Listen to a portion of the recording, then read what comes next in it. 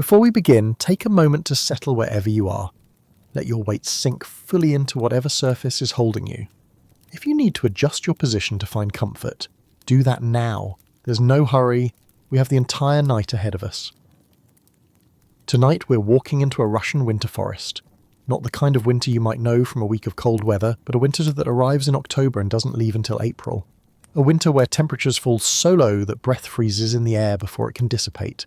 Where trees crack open from the pressure of frozen sap. Where the silence of snow is so complete that the only sounds for months are the ones made inside 4 wooden walls. We're going to visit a particular kind of house called an Izba, a log cabin built from pine felled in the dead of winter.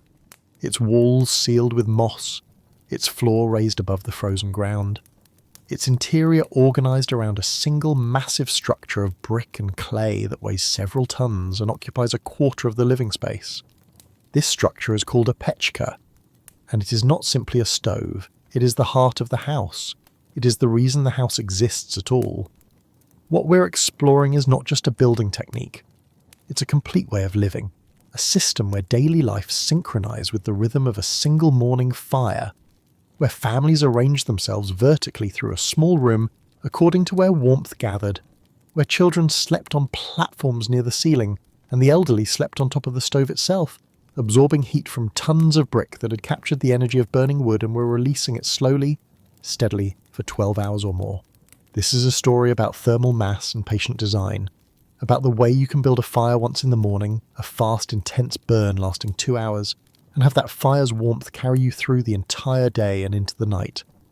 About how you can take logs 30 centimeters thick, pack moss between every gap, raise the structure above frozen earth, and create a space so well insulated that a family of 6 or 8 people could sleep comfortably while the world outside reached 40 degrees below zero.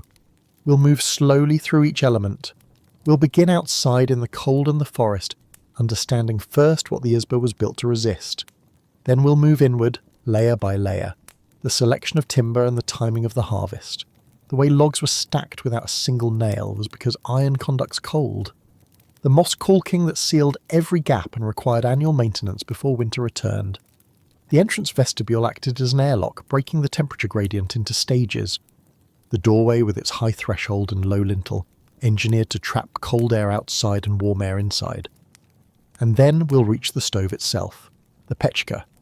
We'll follow a morning fire from birch bark and kindling to roaring flame, watch as hot gases snake through internal channels and deposits their heat into brick mass. Witness the critical moment when the damper must be closed. Too early and you die from carbon monoxide. Too late and you waste precious heat. We'll feel the 12 hours of gentle radiation that follow.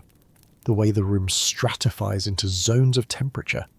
The way people position themselves within those zones according to their needs. By the end, you'll understand not just how it worked, but what it felt like to live this way.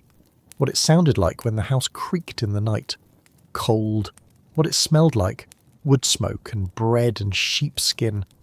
What it felt like to lie on top of a warm brick in a dark room while wind that could kill you pressed against walls that held. This is not a dramatic story. Nothing explodes or collapses. No one is rescued. It simply unfolds. The way heat radiates. The way understanding deepens when you pay close attention to how things actually worked. So let your breathing settle into its own rhythm. Let your thoughts slow. We're going to take our time with this. And we're going to begin outside, in the forest, in the cold, where every breath makes a cloud and the silence is absolute. Let's begin the weight of winter. To understand the traditional Russian Izba, the log house that sheltered families through generations, you must first understand the cold it was built to resist. This was not the mild frost of temperate climates, the kind that arrives in December and departs by March. Russian winter, particularly in the rural heartlands stretching from the Novgorod forests eastward into the Siberian taiga, was a season that defined existence itself. Winter arrived in October. By November, snow blanketed the ground completely. It would not melt until April, sometimes May. 6 months, sometimes 7, of unbroken cold. This was the rhythm of life for centuries, half the year locked in frost, the other half preparing for its return. The temperatures descended to levels that transformed the physical world. -30 degrees Celsius was common, -40 was not unusual. At these extremes, metal became dangerous to touch with bare skin. The cold would steal the heat from your flesh in seconds, and you would freeze to the metal surface as moisture on your skin turned to ice. Moisture in the breath froze instantly into clouds of ice crystals that hung in the air, visible as a fog with each exhalation. Children were taught never to touch metal with wet hands, never to lick iron, because the consequences were immediate and painful. The air itself took on a strange quality, a sharpness, a ringing tension, as if the atmosphere had been pulled taut. There are accounts from travellers and villagers describing the sound of extreme cold. They said the air rang or sang. It was not a literal sound that you could point to, but rather a quality of the silence, a high-pitched pressure in the ears, a sense that the cold itself was audible. Trees, their sap frozen and expanded within the wood, would crack open suddenly with reports like gunshots echoing through the forest. These weren't small branches snapping under snow weight.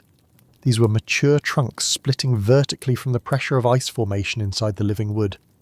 The sound carried for great distances in the cold air. A tree might crack in the middle of the night, and the sound would wake sleepers a kilometre away. The forest in winter was a place of contrasts. The evergreens, pine and spruce retained their needles, dark green against the white. Deciduous trees stood bare, their black branches etched against pale skies. The snow accumulated on every horizontal surface. Branches bent under the weight. Sometimes they broke, falling to the forest floor with soft crashes, muffled by the snow below. Snow fell and accumulated. In open country, drifts could reach the height of a single-story building. Wind would sculpt these drifts into smooth wave-like forms. In forests, snow loaded onto branches until they bowed low or broke. The forest floor became a continuous white surface, hiding the texture of the ground beneath. Fallen logs disappeared under the snow, rocks vanished. The boundary between earth and air became soft and indistinct. But the most profound effect of snow was acoustic. Snow absorbs sound. A thick blanket of it creates an almost supernatural silence.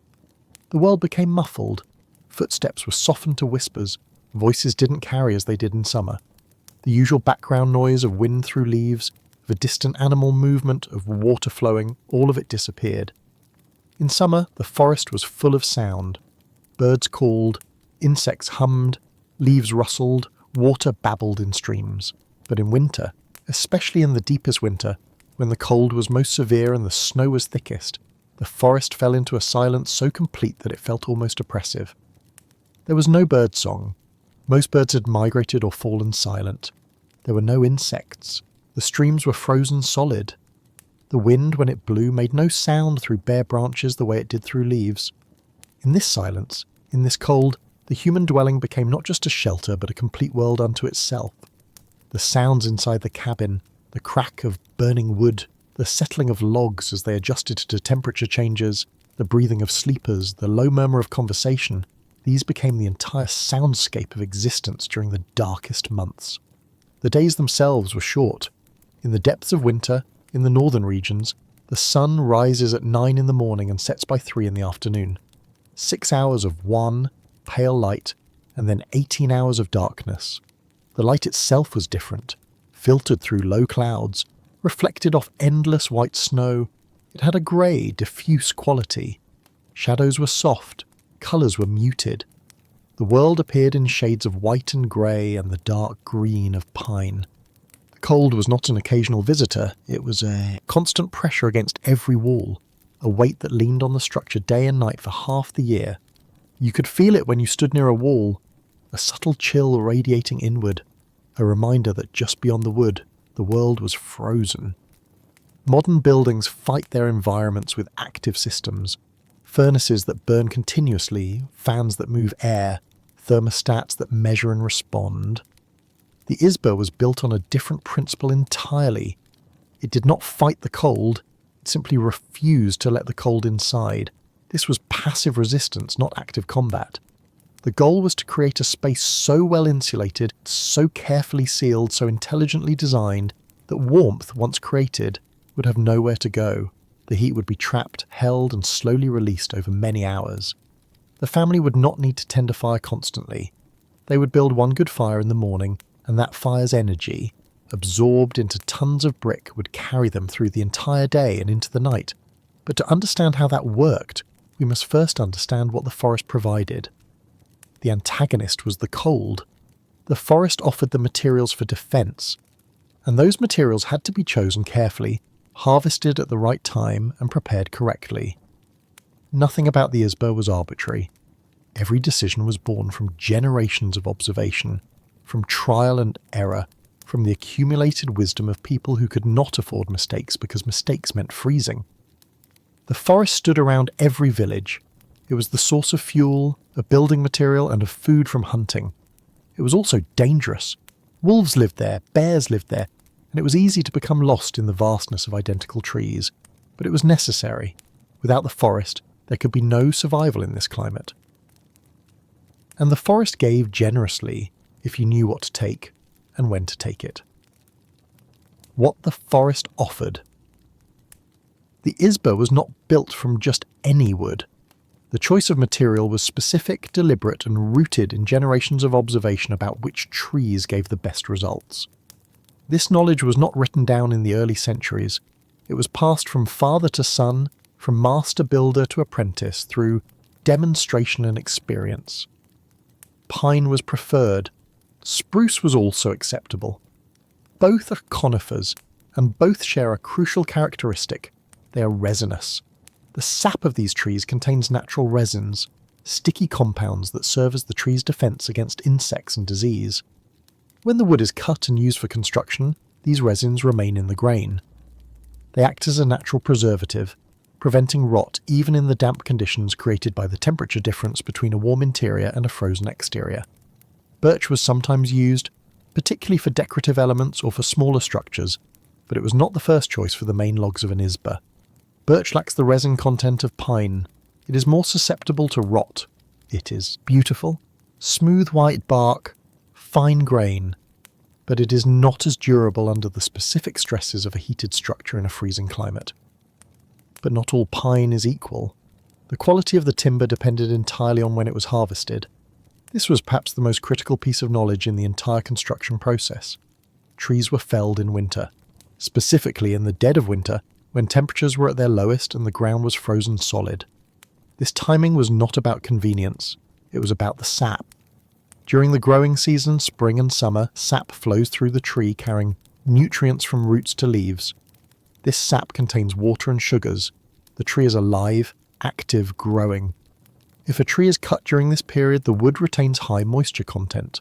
The wood is heavy with water. As the wood dries over the months and years following harvest, it shrinks. As it shrinks, it warps. Gaps open between stacked logs. The seal is broken, the insulation fails. In winter, the tree is dormant. Growth has stopped. Sap flow has ceased. The moisture content in the wood is at its annual minimum. The tree is essentially sleeping, conserving energy, waiting for spring. The wood is denser, drier, and more stable. When logs cut in winter are stacked to build a house, they settle, but they settle predictably and minimally. The structure tightens rather than opening up. This was not superstition. It was an observed reality. A house built from summer-cut timber would develop gaps within a few years. A house built from winter-cut timber would seal itself more tightly as it aged. The difference was measurable, visible, and felt. In a climate where a gap in the wall could mean the difference between comfort and freezing, this knowledge was essential. There was another advantage to winter timber. The cold itself made the work possible. Frozen ground allowed sledges to move easily through the forest. In summer, the forest floor was often soft, sometimes swampy. A heavy log would sink into mud. Horses could not drag the weight, but in winter, the ground was hard as stone. Snow provided a smooth surface. Sledges glided. Horses could drag massive logs over snow without getting mired. Rivers and swamps became highways of ice. A river that was impassable in summer could be crossed easily in winter. Logs could be dragged across frozen surfaces that would swallow a man in warmer months. The entire landscape cooperated with the work of construction in ways it would not during warmer months. The selection of individual trees was also careful. Not every pine was suitable. Builders looked for straight trunks, free of major knots or branches low on the trunk. A straight log was easier to work with and stacked more tightly against its neighbours. A trunk with many branches meant many knots in the wood, hard spots that were difficult to shape and that created weak points where the wood might split. The diameter of the log mattered as well. The logs needed to be thick enough to provide substantial insulation, but not so thick that they were impossibly heavy to move and lift. The standard was typically 25 to 35 centimetres in diameter. This provided enough mass for good thermal insulation while remaining manageable for a team of men to handle. The logs themselves were typically 30 centimetres thick, sometimes more. This thickness was not arbitrary. It represented the point at which the insulating property of wood became genuinely effective against severe cold. Thinner logs would work in milder climates, but here, where temperatures fell to -40, thickness mattered. Wood is a poor conductor of heat, which makes it an excellent insulator. The cellular structure of wood, hollow tubes and air pockets, traps air within the material. Air is one of the best insulators available in nature. It does not conduct heat well. A material full of trapped air like wood inherits this property. Heat moves slowly through wood. A 30 centimetre thickness of pine log provides roughly the same insulation as a brick wall, 3 times that thickness, nearly a metre of solid brick. But unlike brick, wood has another property that proved crucial for human comfort. Wood does not feel cold to the touch, even when it is cold. This is because of its low thermal conductivity. When you place your hand on a piece of wood, the wood does not rapidly steal heat from your skin. The surface of the wood warms slightly from your hand's heat, and this warmed layer remains in contact with your skin. You perceive the wood as neutral or even slightly warm. Metal, by contrast, conducts heat away quickly. When you touch cold metal, it pulls heat from your skin rapidly. The surface of the metal that touches you does not warm up. The heat is conducted away into the mass of the metal faster than your hand can supply it. You perceive the metal as painfully cold. Stone does the same, though less dramatically than metal. Stone feels cold because it conducts heat away from your skin. This meant that the interior walls of an Izba, bare log surfaces, felt neutral or even slightly warm to the inhabitants. You could lean against a wall without discomfort. Children could play on the floor, which was also wood, without the harsh chill that would come from stone or tile. The material of the structure itself contributed directly to the sensory experience of warmth, independent of the actual temperature. The trees were selected, marked, felled, and dragged from the forest on sledges drawn by horses or oxen. The work was done communally in many villages. A family building a house could call on neighbours for help, knowing that when those neighbours needed to build, the favour would be returned. The felling itself required skill.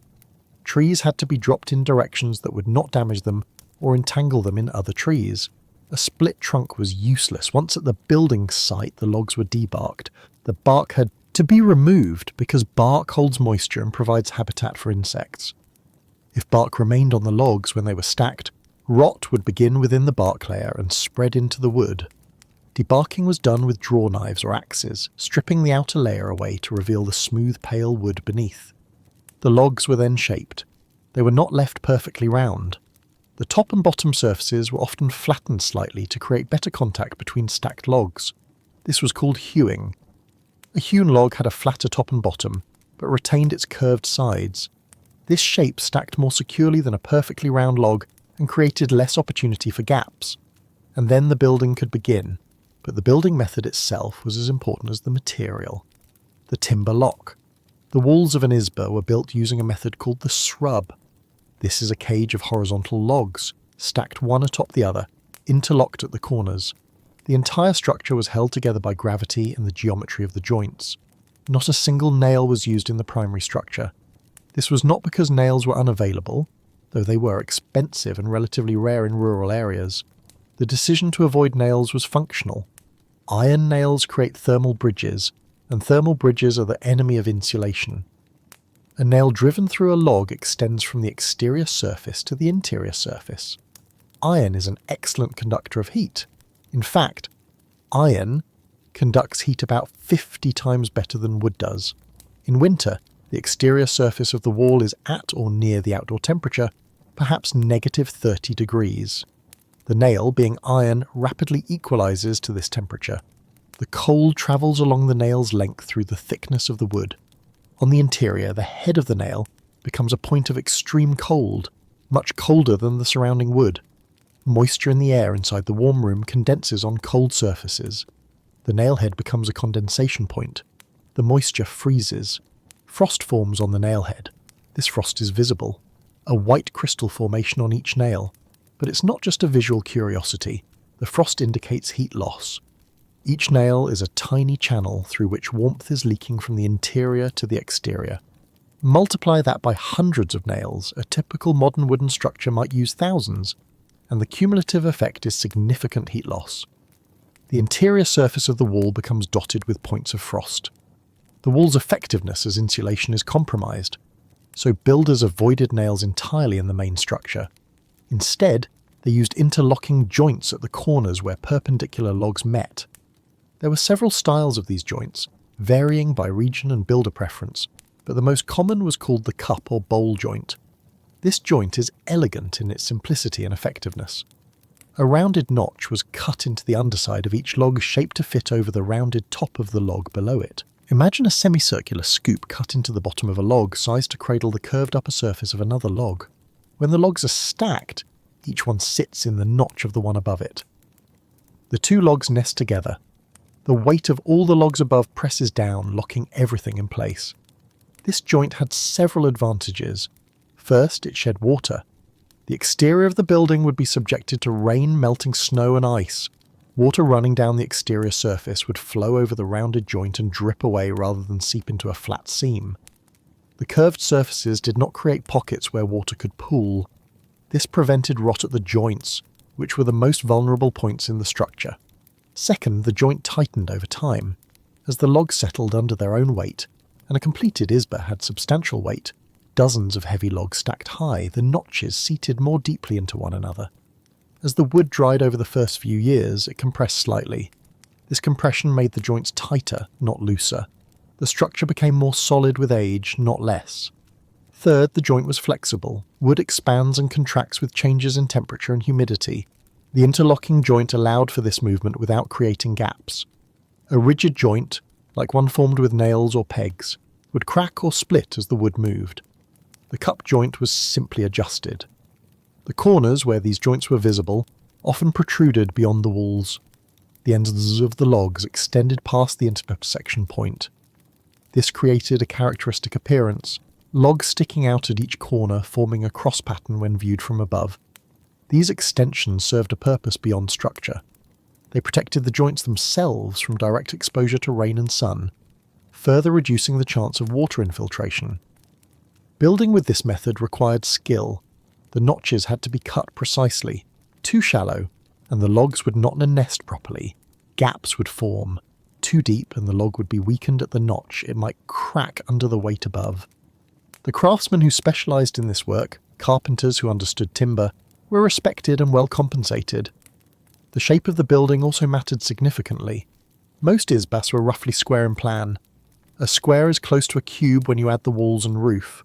A cube is the most efficient three-dimensional shape for minimizing surface area relative to volume. This is a principle from geometry. Of all possible shapes enclosing a given volume, a sphere has the least surface area. A cube is the closest practical approximation in architecture. Why does this matter?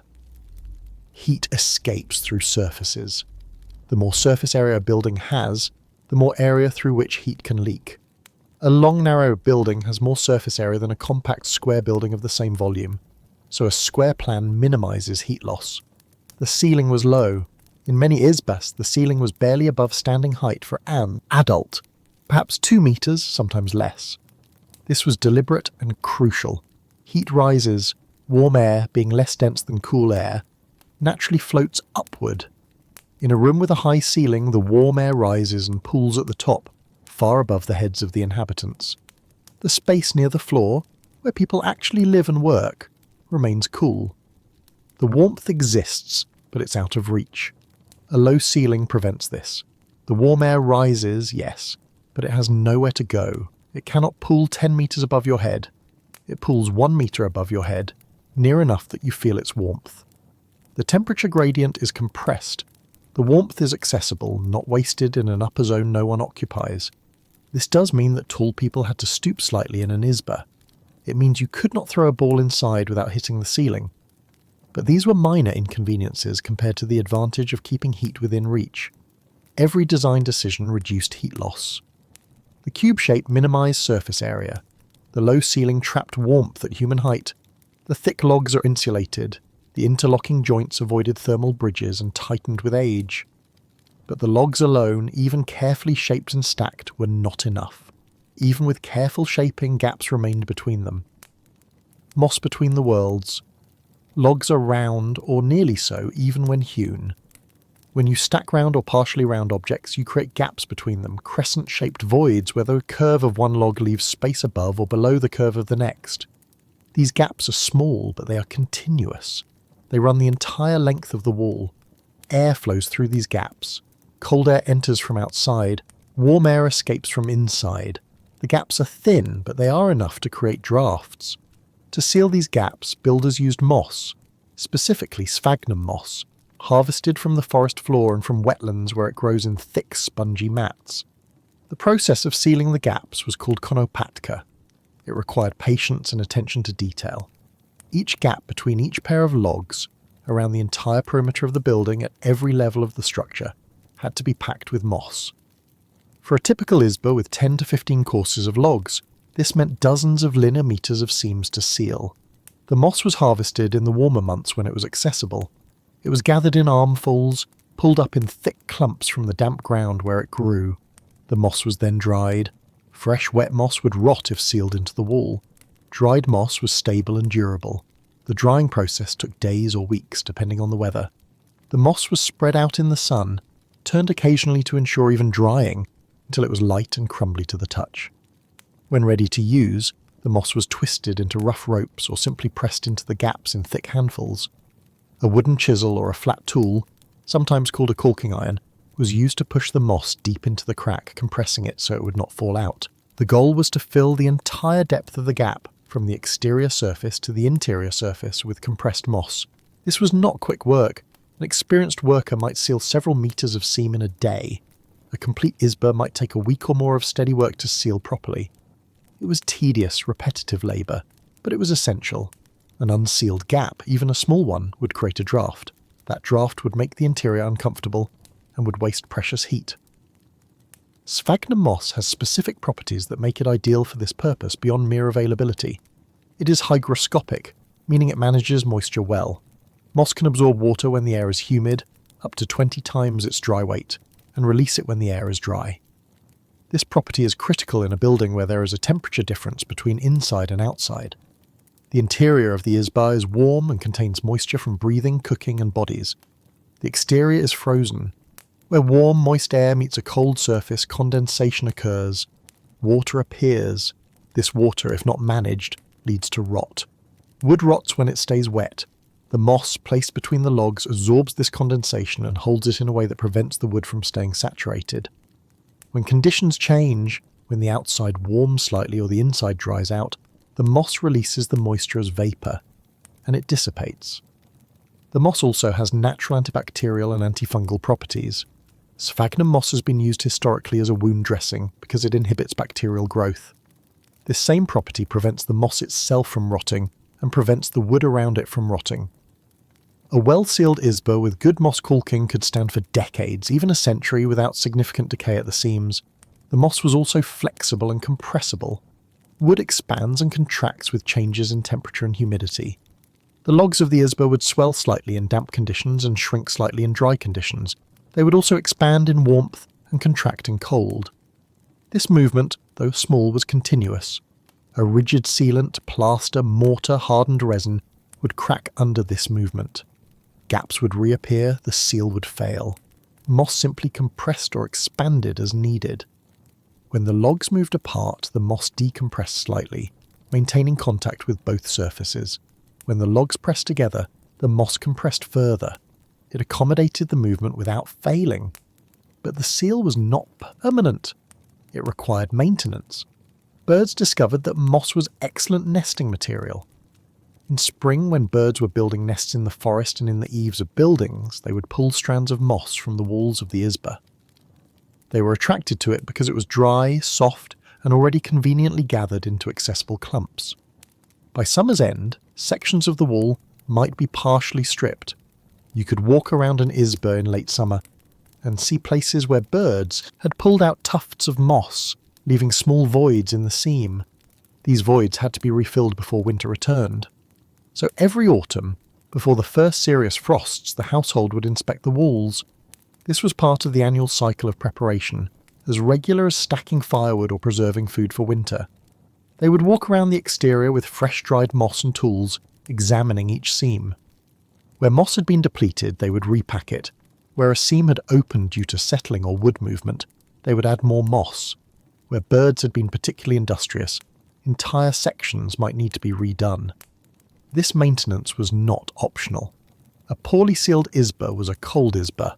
The work had to be done while the weather was still mild enough to work outside comfortably, but late enough in the season that birds were no longer nesting. October was often the time for this work. After the harvest, before the deep cold, when there was time and the need was approaching. The moss turned the log cage into a true shell. The gaps were sealed. The drafts were stopped. The wood provided the mass and the primary insulation. The moss provided the seal. Together, they created a continuous barrier against the exterior cold. But the shell alone was not enough. The Izba had additional layers of protection, not in the walls themselves, but in the spatial organisation of the structure, in the thresholds and transitions between outside and inside. Thresholds and airlocks. You did not enter an Izba directly from the snow. There was always a transition space, a buffer zone called the Sini. This was not a luxury or an afterthought. It was a fundamental part of the thermal strategy. The Sini was an unheated vestibule, a room or enclosed porch attached to the main structure. It had 2 doors, one leading outside into the weather and one leading into the warm living space. These 2 doors were never opened at the same time. This was not a rule that had to be enforced. It was simply how you moved through the space. When you entered from outside, you approached the outer door. You opened it. Cold air rushed in with you, and you stepped quickly into the Sini. The door closed behind you immediately. The cold air that entered with you was now trapped in the Sini. It mixed with the air already there, which was cool but not freezing. You might pause in the Sini to brush snow from your coat, to stamp your feet, to adjust to the change in environment. Then, when ready, you opened the inner door and stepped into the warm interior. The door closed behind you. This functioned as an airlock, like the double-door system on a spacecraft or a submarine, a place where you transition between 2 drastically different environments without allowing them to mix. When the outer door opened, freezing air rushed into the Sini. But that freezing air was stopped there. It did not reach the living space. When the inner door opened, the air that entered the warm room was the air from the Sini, cool, perhaps 5 or 10 degrees Celsius, but not the negative 30 degrees of the exterior. The temperature gradient was broken into stages. Instead of a single threshold from negative 30 outside to positive 20 inside, a 50-degree difference, there were 2 thresholds. Negative 30 outside to 0 in the Sini, then 0 in the Sini to positive 20 inside. Each transition was smaller, more manageable. The shock to the system was reduced, both for the building and for the people. The Sini served other practical purposes as well. It was cold enough to function as a refrigerator. Foods that needed to be kept cool but not frozen could be stored here. Smoked fish, preserved meats, root vegetables in sacks, these could be kept in the Sini and accessed throughout the winter without exposing the main room to outdoor air each time you needed food. The Sini became a pantry, a cold storage room maintained at the perfect temperature by the exterior cold and the interior warmth. Heavy winter clothing was stored in the Sini. Sheepskin coats, tulip in Russian, thick and heavy, smelling of lanolin and smoke. Felt boots, valenki, made from compressed wool, excellent insulators against the cold ground. Fur hats with ear flaps. Heavy mittens. All of these were kept in the Sini so they would not bring snow and moisture into the warm interior when you entered. Wet or snowy clothing was also left here to dry. If you'd been outside working, chopping wood, hauling water from a distant well or river, your outer clothing might be damp with sweat or snow. You could not hang wet clothing in the warm interior. The moisture would add to the humidity of the living space, which was already high from cooking and breathing. Wet clothing hung in the Sini would freeze solid in the cold, and the freezing process would drive the moisture out. Later you could bring the clothing inside and it would be dry, or nearly so. The smell of the scene was distinct. Cold wood, the logs of the walls, unheated, smelled sharper and less resinous than warm wood. Sheepskin and lanolin, the oils in wool, have a particular earthy, animal scent. Dried herbs sometimes hung from the rafters of the scene, out of the way. Some households kept herbs here to add a pleasant scent to the coats that hung nearby. It was a transitional smell, halfway between the sharp, clean scent of winter air and the warm, smoky, lived-in smell of the interior. The scene was dim. It had a small window, often smaller than the windows in the living space, or sometimes no window at all. Light came from the open doors when they were open, but most of the time both doors were closed. The scene existed in a permanent twilight. This was not a place to linger. It was a place to pass through quickly, but not hastily. The doorway between the scene and the living space had unusual proportions that seemed strange at first glance, but were deeply functional. The threshold, the bottom beam, of the door frame was very high, often 20 to 30 centimetres above the floor level. The lintel, the top beam of the door frame, was very low, sometimes low enough that an average adult had to duck slightly to pass through. To pass through this doorway, you had to lift your legs high as if stepping over a fence and bow your head as if entering a cave. This was not symbolic, though it acquired symbolic and even spiritual meaning over time. It was functional, based on the physics of air. Cold air is denser than warm air. Density is mass per volume. Cold air has more mass in a given volume than warm air does. This denser air sinks. In a room with a temperature gradient, the coldest air hugs the floor. It pools there, like water pooling in a depression. If you have ever been in a poorly insulated building in winter, you have felt this. The floor is freezing even when the air at head height is comfortable. In the scene, which was unheated, the coldest air was at floor level. If the doorway had a standard threshold at floor level, this pooled cold air would flow directly into the warm room along the floor every time the door opened. Cold air would pour in like water, spreading across the floor of the living space, chilling the feet of everyone inside. The high threshold acted as a dam. It trapped the cold air in the scene. The cold air could not flow over the barrier. It stayed on the scene side of the door. When the door opened, the air that entered the living space was the air from waist height or chest height in the scene. Still cool, but not the biting cold from floor level. Warm air, being less dense, rises. It floats upward and pools near the ceiling. In the warm living space, the warmest air was at ceiling level. If the doorway had a standard height, 2 meters or more, the warm air at ceiling level in the living room would escape out over the top of the door whenever it opened. Warm air would pour out into the scene, carrying precious heat with it. The low lintel prevented this. The top of the doorway was lower than the level where the warmest air pooled. The warm air was trapped inside, unable to flow over the barrier. The air that flowed through the doorway when it was open was the mid-level air, not the warmest, not the coldest, but the middle temperature. So the doorway was engineered to preserve temperature stratification. Cold stayed low, warm stayed high, and the opening between them was minimized. The door itself was positioned in the middle of the gradient, where neither the coldest nor the warmest air could escape. The forced crouch required to enter, lifting legs, bowing head, became a physical reminder that you were passing from one world into another. The scene smelled of cold. The interior smelled of smoke and warmth and cooking and human habitation. The doorway was the border between these worlds, and your body had to adjust itself to pass through. Over time, this physical act took on cultural and spiritual significance. The threshold was considered sacred in Russian folk belief. The domovoi, the house spirit, was said to live beneath the threshold or near the stove. You did not step on the threshold itself when entering. You stepped over it. You did not shake hands or kiss across the threshold. This was considered bad luck. Guests were not allowed to linger at the threshold. They should either stay outside or come fully inside. But these beliefs, while sincere and deeply held, were built on top of functional design. The threshold was high and the lintel was low because this design worked. It kept the house warmer. The cultural meaning came later, a way of remembering and reinforcing practical wisdom. But even the floor itself, the foundation of the living space, was protected from the cold below, the foundation of air. The Izba was rarely built directly on the ground. Placing the floor directly on the earth would mean constant heat loss downwards into the frozen soil. Instead, The structure was elevated on a foundation called the podklet. The podklet was a structure of logs or stones, sometimes a combination, that raised the living floor 1 to 2 meters above the ground level. This created a space beneath the house, a high crawl space, or in some cases a full-height basement or cellar. This space was enclosed by the foundation walls but was not heated. It was separate from the living space above.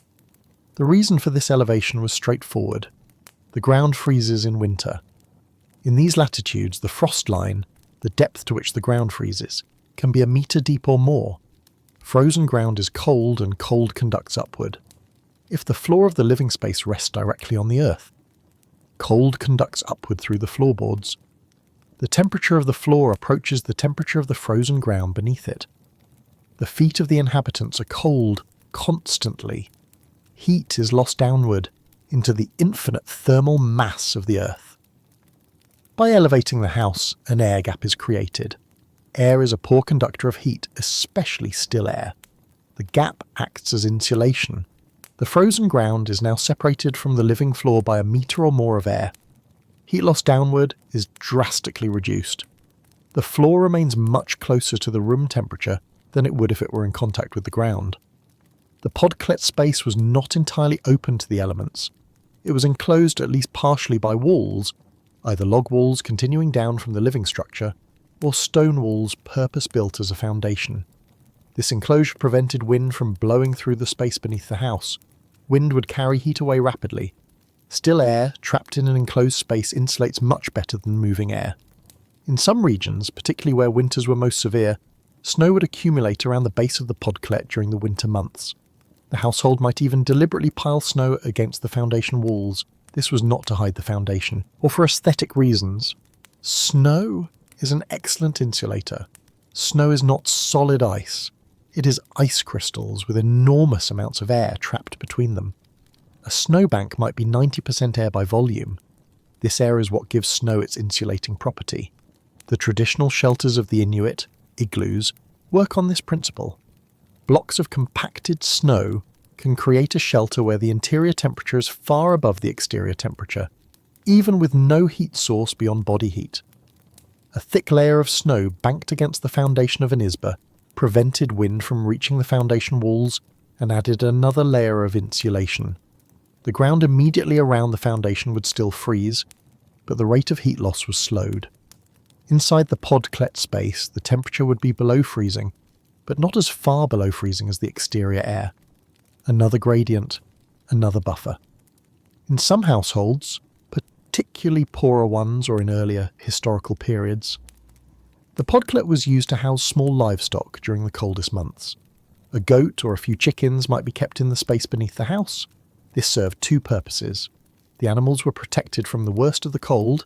The podklet was not warm, but it was less lethal than being fully exposed outside.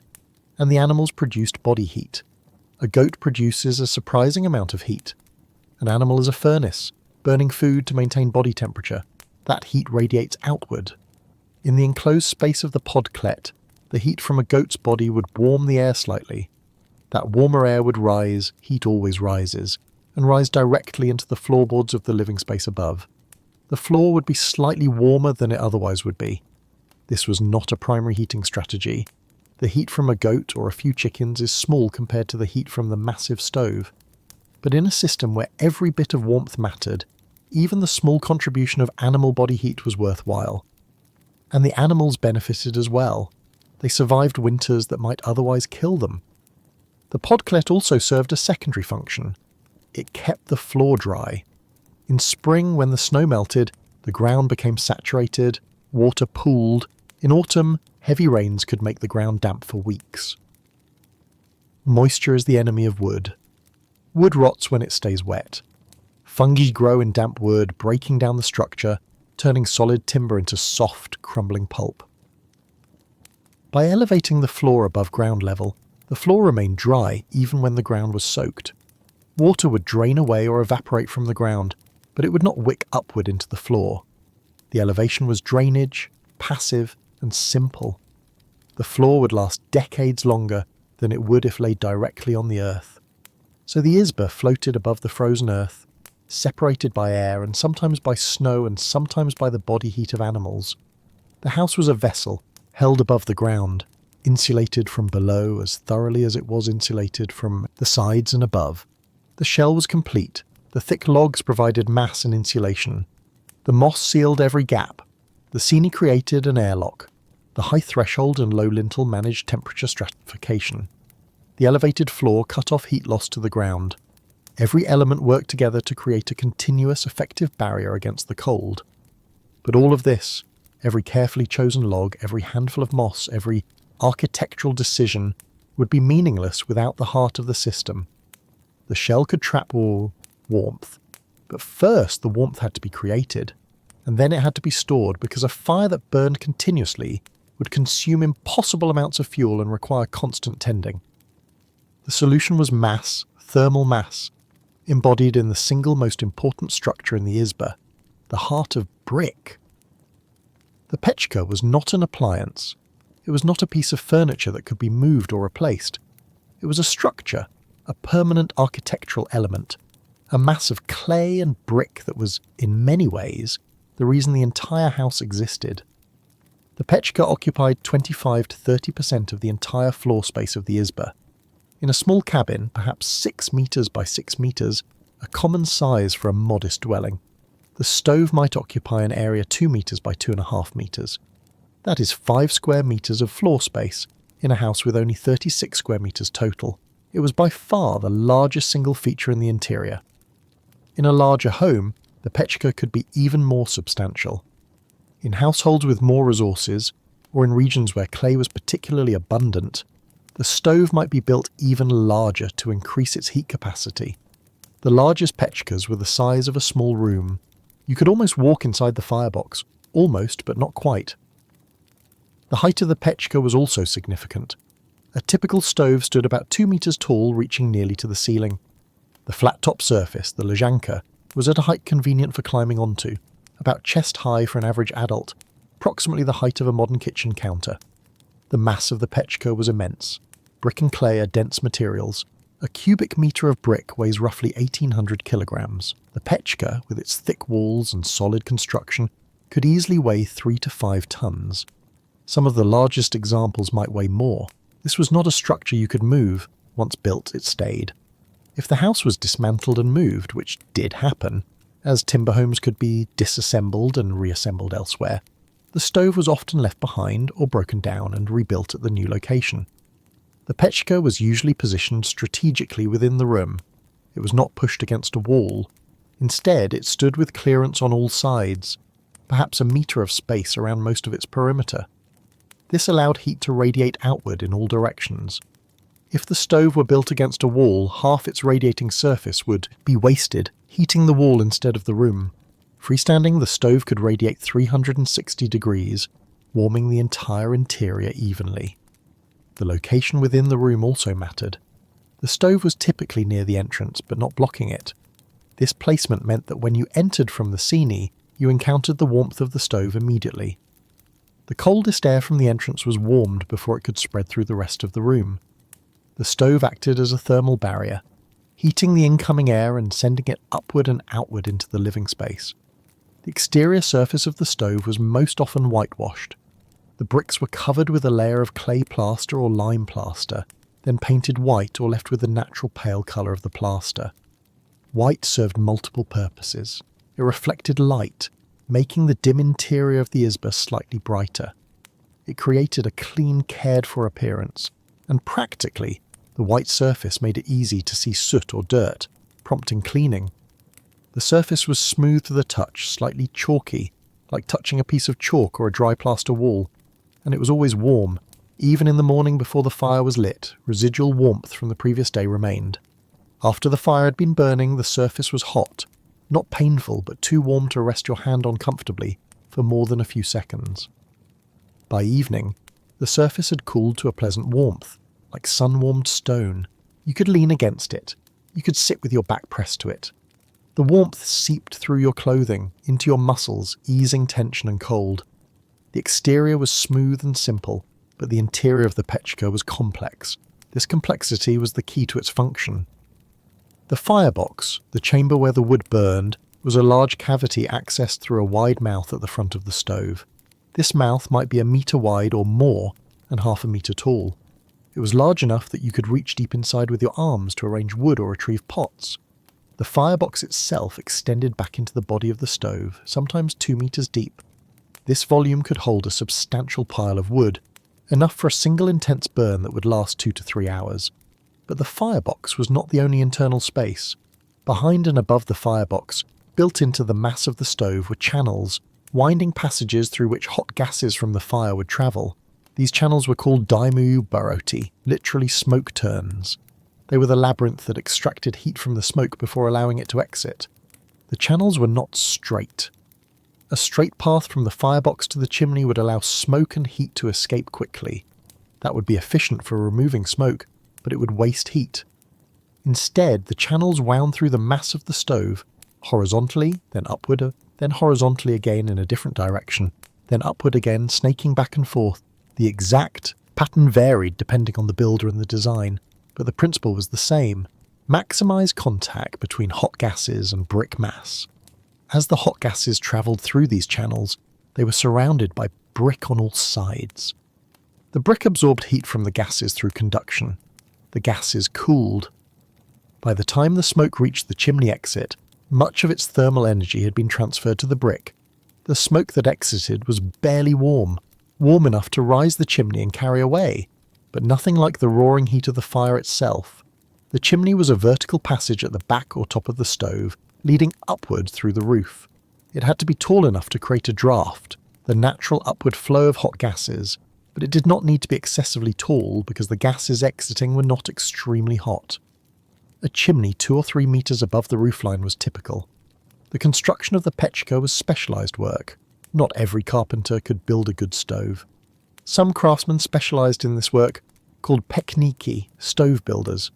A pechnik understood the principles of draft, of thermal mass, of structural stability.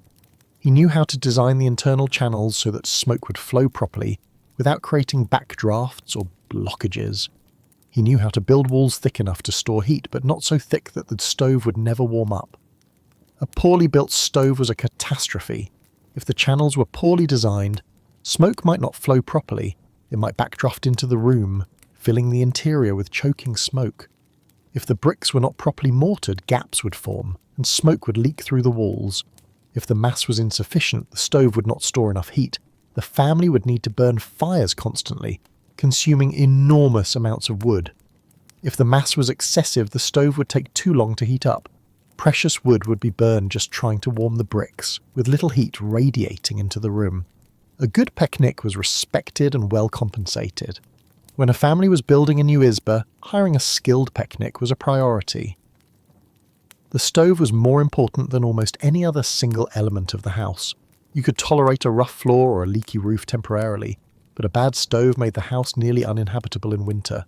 The pechka was the sun of the house. Everything else, sleeping areas, work areas, eating areas, storage, was arranged in relationship to this central source of heat. The social organisation of the family, the daily rhythms, the very feeling of home, all of it orbited the stove. But the stove was not simply turned on and left to run. It required daily attention, daily knowledge, and daily skill. The morning fire. The daily cycle of warmth began in the coldest hour, the darkest hour just before dawn. This was when the previous day's heat had fully dissipated. The stove was still slightly warm to the touch, perhaps, but not radiating significant heat. The room had cooled through the night. The floor was cold. The air near the ceiling retained some warmth. Warm air rises and lingers at the highest point, but not enough. The house needed to be reheated. The responsibility for the fire usually fell to the matriarch of the household, the mother, the grandmother, the eldest woman. This was her domain. The stove was, in many ways, hers. She knew its temperament.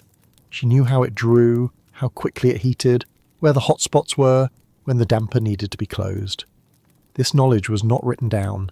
It was learned through years of daily practice, passed from mother to daughter, a form of bodied wisdom. She would wake in the darkness. In deep winter, the sun would not rise for hours yet. The house was lit only by a single small flame, an oil lamp or a candle. The lamp was kept burning through the night, never allowed to go out, because striking a flame in total darkness was difficult and dangerous. The lamp burned in front of the icon in the corner. the sacred images of saints that watched over the household. The flame was tiny, just enough to see by. She rose from her sleeping place. The air was cool on her face. She might wrap a shawl around her shoulders. The floor was cold under her feet. She would step into felt slippers kept nearby for this purpose. She moved quietly. Others were still sleeping, children on the Polati, her husband on a bench, an elderly parent on the Lezhanka if the residual warmth was still sufficient.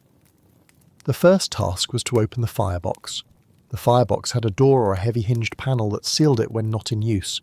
This seal was not airtight, but it reduced drafts through the firebox when the stove was not burning. She opened this door. Inside was the ash from yesterday's fire, grey, cold, light as powder. The firebox was large and empty, a dark cavity waiting. Some of the ash would be removed and set aside. Ash was useful. It could be used as a cleaning agent, as a component in soap making, as fertilizer for gardens in summer. But not all the ash was removed. A layer of ash on the floor of the firebox was actually helpful. It insulated the bottom, preventing heat from escaping downward, and it protected the brick floor of the firebox from the direct intense heat of the fire, extending the life of the structure.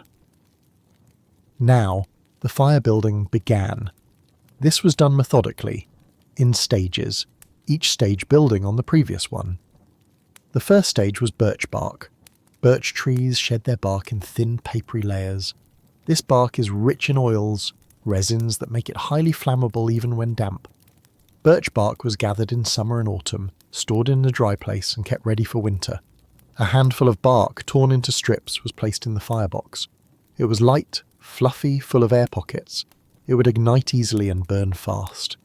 The second stage was kindling. Small sticks, thin as a finger, dry, often pine or spruce with their resinous sap, were stacked on top of the birch bark. The kindling was arranged loosely with air gaps between the pieces. Fire needs oxygen. Tightly packed wood smothers a flame. Loosely stacked wood allows air to flow through, feeding the combustion.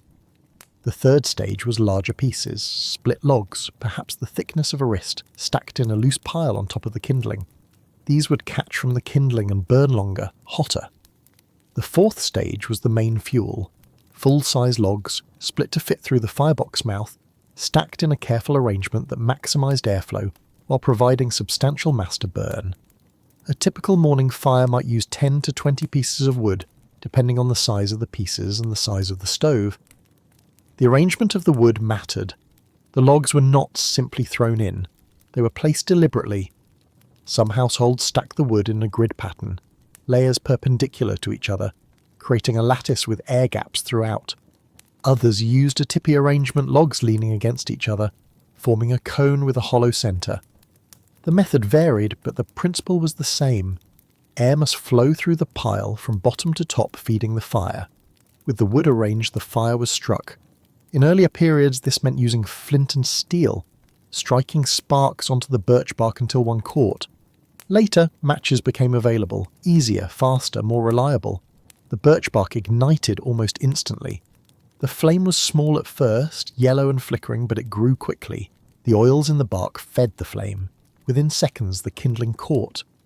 The kindling burned with a sharper, brighter flame. Pine resin crackled and popped as pockets of trapped gas expanded and burst. The sound was distinct, sharp little explosions like distant fireworks. The smell of burning pine filled the room, resinous, sharp, pleasant. The larger pieces caught next. The fire built. The flames grew taller, more vigorous. The firebox began to roar. This roar was the sound of draft. When the fire burns, it consumes oxygen and produces hot gases. Hot gases are less dense than cold gases. They rise. The chimney creates a vertical path for these gases to escape. As they rise and exit it, they create a low-pressure zone behind them. Air is pulled into the firebox from the room to replace the exiting gases. This inflow of air is the draft. The draft creates a rushing sound, a low, hollow whooshing like wind through a tunnel. It is not loud, but it is pervasive. The entire stove seems to breathe, inhaling air from the room and exhaling smoke up the chimney. The fire responds to the draft by burning more intensely. More oxygen means more complete combustion, higher temperatures, faster heat release. The flames inside the firebox leap and dance. They are orange at the base, yellow higher up, sometimes blue at the tips where combustion is most complete. The light from the fire illuminates the interior of the room, adding to the dim light of the lamp. Shadows flicker on the walls, on the ceiling. The house is waking up. The fire burns fast and hot. This is intentional. The goal is not a slow, smouldering fire that lasts all day. The goal is a high-intensity burn that releases a massive amount of heat in a short period. This heat will be captured by the bricks, stored, and released slowly over the next 12 to 24 hours. During the burn, the matriarch might add wood periodically, feeding the fire to maintain intensity. But she does not add wood constantly. She adds it in stages, allowing each addition to catch and burn before adding more. Too much wood at once can smother the fire or reduce the draft, causing incomplete combustion and excessive smoke.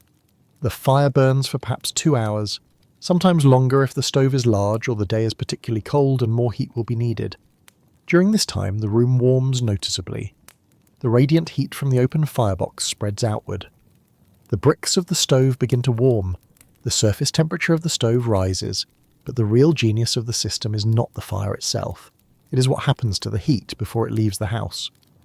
As the fire burns, the hot gases from the combustion are drawn upward by the draft, but they do not go straight up the chimney.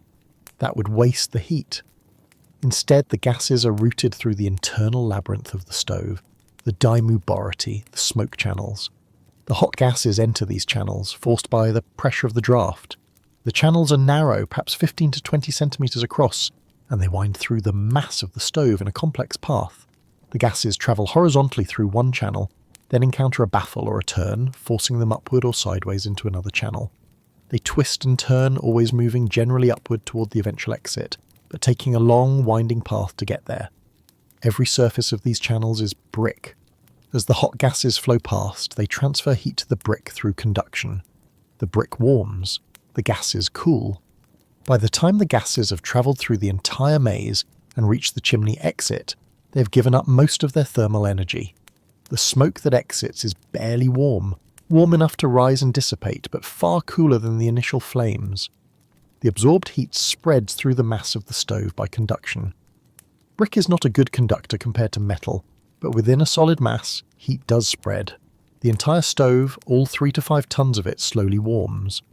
The outer surfaces, in contact with the room air, radiate that heat outward. The inner mass acts as a reservoir, holding heat that will be released later. This process continues as long as the fire burns.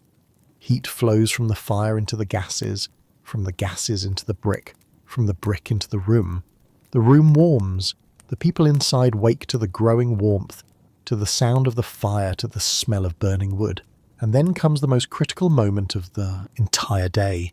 The art of the damper. The fire is burned down. The large logs have been consumed, reduced to smaller pieces and then to coals, glowing red embers that pulse with heat but no longer produce flame. The firebox is full of these coals, radiating intense heat. The bricks of the stove are hot enough that touching the surface is uncomfortable. The room is warm. Now the question, when to close the damper. The damper, the vyushka, is a metal plate or door located in the chimney passage. When open, it allows air to flow freely up the chimney. The fire draws well, smoke exits, heat escapes. When closed, it seals the chimney. No air flows in or out. Heat is trapped inside the stove, unable to escape upward. Closing the damper is essential. If left open, the stored heat in the bricks would be pulled up the chimney by continuing draft. Even with no fire burning, warm air from the room would flow up through the stove and out the chimney, carrying away warmth. The house would cool rapidly. All the effort of the morning fire would be wasted within hours. But closing the damper too early is deadly. When wood burns, it produces carbon dioxide and water vapour if combustion is complete. Complete combustion requires sufficient oxygen and high temperatures, but as a fire burns down, conditions change. The flames diminish. Temperatures drop slightly. Oxygen becomes less available. Combustion becomes incomplete. Incomplete combustion produces carbon monoxide, a gas that is colourless, odourless, tasteless, and lethal. Carbon monoxide binds to hemoglobin in the blood more strongly than oxygen does. When you breathe carbon monoxide, it displaces oxygen in your blood. Your cells suffocate even though you're breathing. At low concentrations, it causes headache and nausea. At higher concentrations, unconsciousness and death. If the damper is closed while coals are still producing significant carbon monoxide, the gas has nowhere to go. It seeps into the room, the family breathes it. They become drowsy. Carbon monoxide poisoning initially feels like fatigue. They fall asleep. They do not wake up. This was called ugar in Russian, the poisoning from smoke or incomplete combustion. It was a known and feared danger. Every winter, in every region where stoves like this were used, there were deaths from ugar. Families found dead in their homes, the stove damper closed, the coals extinguished, carbon monoxide having filled the room overnight. It was not rare. It was common enough that everyone knew someone who had died this way, or knew of a family who had. So the timing of closing the damper was critical. Close it too late, and you waste heat. Close it too early and you die. The knowledge of when to close the damper was learned through experience and passed down through generations. It was not guesswork. There were clear signs. The primary sign was the colour of the coals. Flames indicate active combustion of gases released from the wood. As long as there are flames, there is incomplete combustion occurring and carbon monoxide is being produced. Flames in a wood fire are typically yellow or orange, but they can also be blue, especially at the base where the hottest, most complete combustion occurs. Blue flames specifically indicate the combustion of carbon monoxide itself. If you see blue flames flickering over the coals, carbon monoxide is present and burning. This is not safe. The damper must not be closed. As the fire burns down completely, the flames disappear. The wood has been consumed. All that remains are coals, solid embers of carbon, glowing red or orange with residual heat. These coals are no longer producing significant amounts of gas. They are not flaming.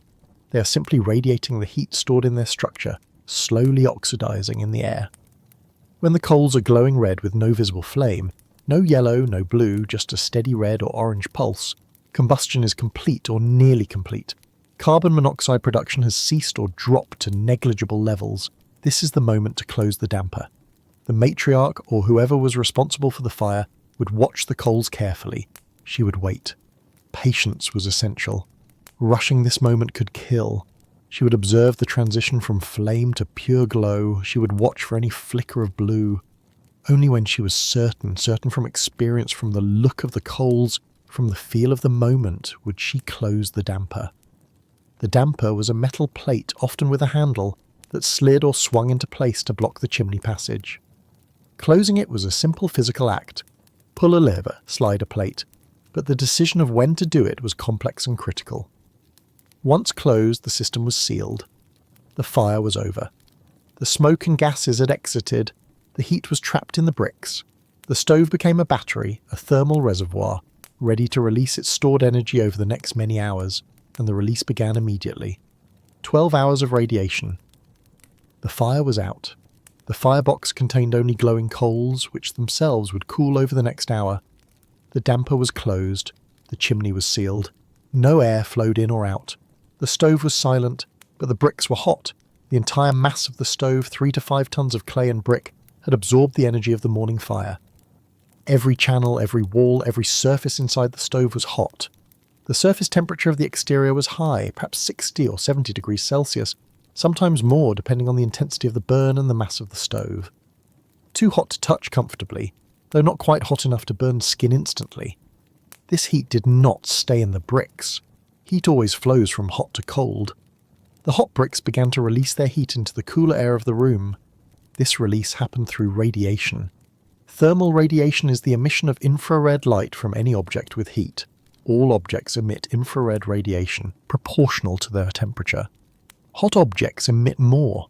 The sun emits enormous amounts of radiation. Infrared, visible light, ultraviolet. A brick at 70 degrees Celsius emits far less, but it emits continuously. You cannot see infrared radiation with your eyes, but you can feel it on your skin. When you stand in sunlight, you feel warmth, even if the air is cool. That warmth is infrared radiation from the sun striking your skin. Similarly, when you stand near the pechka, you feel warmth radiating from its surface. The air between you and the stove may not be particularly warm, but the radiation passes through air and is absorbed by your skin and clothing. This radiant heat is gentle. It is not the scorching convective heat of a forced air furnace or the dry, intense heat of a modern electric heater. It is a soft, enveloping warmth, similar to the warmth of sunlight on a cool day. It warms surfaces first, your skin, your clothes, the walls of the room, and those surfaces then warm the air around them. The pechka radiated in all directions, because it stood free in the room with space around it. Its heat spread outward 360 degrees. The walls of the room absorbed some of this radiation and became slightly warm themselves. These warm walls then radiated back into the room, contributing to the overall warmth. The floor, the ceiling, the furniture, everything warmed gradually from the radiation. The rate of heat release was slow. Thermal mass, the property of a material to store heat, depends on mass and specific heat capacity. Brick and clay have relatively high specific heat capacities, meaning they can store a lot of thermal energy per unit mass. The large mass of the stove meant enormous total storage capacity, and because the mass was so large, the cooling was slow. A small lightweight object cools quickly. It has little mass to hold heat. A large heavy object cools slowly. The pechka, with its tons of brick, cooled very slowly. Over the course of 12 hours, sometimes longer, the surface temperature would drop from too hot to touch to warm to merely lukewarm. But throughout this entire period, it was releasing heat into the room. The room stayed warm.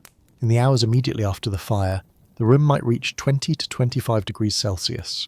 Quite comfortable. As the day progressed and the stove cooled, the room temperature would decline gradually. By evening, it might be 18 to 20 degrees. By the coldest hour before dawn, it might drop to 15 degrees or slightly lower. This was still far warmer than the exterior, which might be negative 30 degrees, and it was warm enough for sleep, especially when combined with blankets and the use of elevated sleeping platforms. The heat was not distributed evenly through the room. There was a gradient, both horizontally and vertically. Horizontally, the space closest to the stove was warmest. The radiation was most intense near the source. As you moved away from the stove, the temperature dropped. The corners of the room farthest from the stove were the coolest, but even the coolest corner was far warmer than the exterior. Vertically, warm air rose. The warmest air was near the ceiling, the coolest air was near the floor. This stratification was pronounced. The difference between floor level and ceiling level could be 10 degrees Celsius or more. The floor might be 12 or 15 degrees, while the ceiling area was 25 degrees. This gradient was not a flaw in the system. It was expected and used. The family arranged themselves within the gradient according to their needs. The stove's radiation continued silently. There was no fan, no ticking metal expanding and contracting, no hum of machinery. The warmth simply existed, stable and present. You could sit near the stove and feel quite warm. You could move across the room and still feel comfortable. The temperature gradient was smooth, not sharp.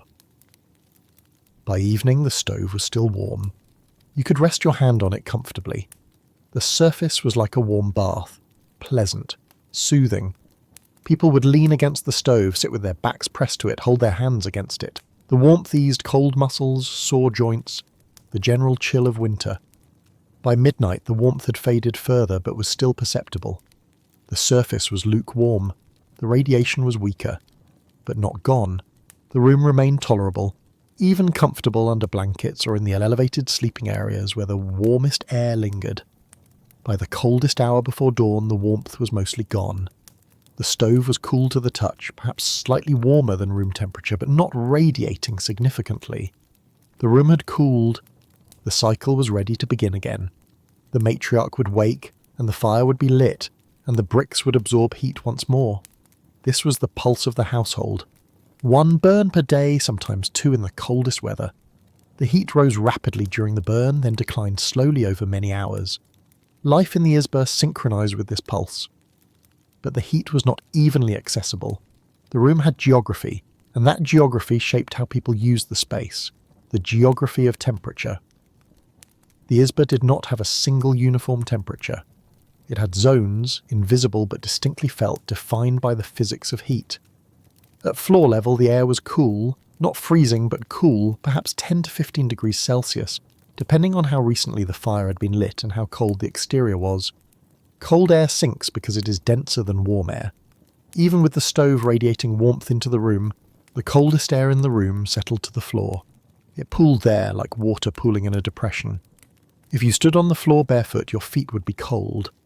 The wood of the floor itself was cool, conducting heat away from your soles. The air around your ankles was cool, chilling the skin. This was uncomfortable, even painful. All after a few minutes. So no one went barefoot in winter. Thick felt boots, Valenki, were standard indoor footwear in winter. Valenki were made from wool that had been pounded and compressed until it formed a dense, felted material. This material was an excellent insulator. It trapped air in its fibres, and that air prevented heat from escaping your feet. Valenki had thick soles, often several centimetres of felt, providing insulation from the cool floor. Wearing Valenki, you could walk on the cold floor without discomfort. At mid-height, around the level of a seated person's head, roughly 1 metre to 1.5 metres above the floor, the temperature was comfortable, perhaps 18 to 20 degrees Celsius. This was the working zone. People could sit at a table, work with their hands, eat meals, all in reasonable comfort. This was the zone where most waking activity occurred. Near the ceiling, the air was warmest. Heat rises, and the warm air produced by the stove's radiation floated upward and collected at the highest point of the room. Temperatures near the ceiling could reach 25 degrees Celsius or higher, especially in the hours shortly after the fire, when the stove was radiating most intensely. This stratification created 3 distinct thermal zones in a single small room. The floor was cool, the middle was comfortable, the ceiling was warm, and people used these zones differently. The family did not try to heat the entire volume of the room to a uniform temperature. That would be impossible with a passive radiant heat source, and it would waste energy. Instead, they positioned themselves within the gradient according to their needs and vulnerabilities. The young and healthy could tolerate the cooler floor and the mid-level temperature. They worked, ate, and moved through the space during the day without needing the warmest zones. The elderly needed more warmth. As people age, their ability to regulate body temperature declines. They feel cold more easily. Their joints ache in the cold. Their circulation is weaker. For elderly members of the household, the cool floor was not just uncomfortable, it was painful, even dangerous. The very young also needed more warmth. Infants and small children have less body mass to generate heat, and their thermoregulation is not yet fully developed. They chill quickly. The sick needed warmth. Illness lowers the body's ability to maintain temperature. Fever paradoxically makes you feel cold because your body is trying to raise its temperature further. A person with a chest cold or fever needs warmth to recover. So the architecture of the stove included platforms, sleeping areas built into or around the stove that positioned people at different heights within the thermal gradient. The warmest zones were reserved for those who needed warmth most, the Lezhanka and the Polati. The Lezhanka was the flat-top surface of the stove itself. It was a platform roughly 2 meters by 1 meter, sometimes larger, depending on the stove's design. It was at chest height for an average adult, easy to climb onto with a step or a boost. The surface was flat, solid and warm. This was the warmest place in the house. The bricks beneath this platform were the hottest part of the thermal mass. The heat radiated upward through the platform. Additionally, because the Lezhanka was at ceiling height or near it, the warmest air in the room collected around it. Someone lying on the Lezhanka was surrounded by warmth, warm bricks below, warm air above and around. The Lezhanka was not for everyone. It was reserved. In a household, the right to sleep on the Lezhanka was determined by need, not by preference. The elderly slept on the Lezhanka. Old people, grandparents, an aged aunt, a parent no longer able to work were given this prime spot. Their joints, stiff and aching from a lifetime of labour, and the chronic cold of winter benefited from the heat. Arthritis pain lessens with warmth. Stiff muscles relax. Sleep comes more easily in comfort. The surface of the Lezhanka was hard. It was brick after all, so it was covered with padding. Sheepskins were common. A sheepskin with the wool still attached provided cushioning and additional insulation. The wool side faced up, soft against the body. The skin side faced down in contact with the warm brick. Felt mats made from compressed wool were also used, sometimes both, a felt mat and then a sheepskin on top. The heat from below was penetrating. It soaked into the body, into the muscles and bones. It was a deep, sustained warmth, not a surface warmth. You could lie on the Lezhanka and feel the heat seeping into your back, your hips, the back of your legs. It was intensely soothing. The sick were also placed on the Lezhanka. In traditional Russian folk medicine, lying on the stove was a prescribed treatment. If you had a fever, you were placed on the stove to sweat it out. If you had a chest cold, you were placed on the stove to breathe warm, dry air. If you were simply weak and needed rest, the stove was where you recovered. There was some practical wisdom in this. Warmth does aid recovery. It improves circulation, helps the body fight infection, eases congestion. Dry heat can help dry out excess mucus in the lungs. Whether it was medically optimal by modern standards is debatable, but it was effective enough that the practice persisted for centuries. The Lezhanka was a healing platform, a place of rest and recovery. It was not for the young and healthy. They slept elsewhere, leaving the prime spot for those who needed it most. The Polati were different. These were wide wooden shelves or platforms built high in the room, either attached to the wall near the stove or suspended from the ceiling beams. They were sleeping areas for children. The Polati were typically 1.5 meters to 2 meters above the floor, positioned where the warm air collected. They were wide enough for several children to sleep side by side, 1 meter deep, 2 or 3 meters long, depending on the size of the room and the number of children. The platform was solid, built from thick planks, capable of supporting significant weight. Children slept on the Polati because children tolerate warmth well, and because the Polati kept them out of the way. During the day, the floor space was needed for work, spinning, weaving, cooking, tool repair. Children underfoot were a nuisance and a danger, but at night the children climbed up to the Polati, and the floor space was theirs. The Polati were a nest. The children slept close together, bundled in shared blankets or sheepskins. The warmth from the stove rose and surrounded them. The warmth from their own bodies, clustered together, added to the comfort. It was cosy, crowded, safe. From the Polati, children could observe the household. They were above the working space, but still part of the room. They could look down and watch the adults prepare food, have conversations, work by lamplight. They could listen to stories told around the stove, to songs sung, to the low murmur core of adult conversation.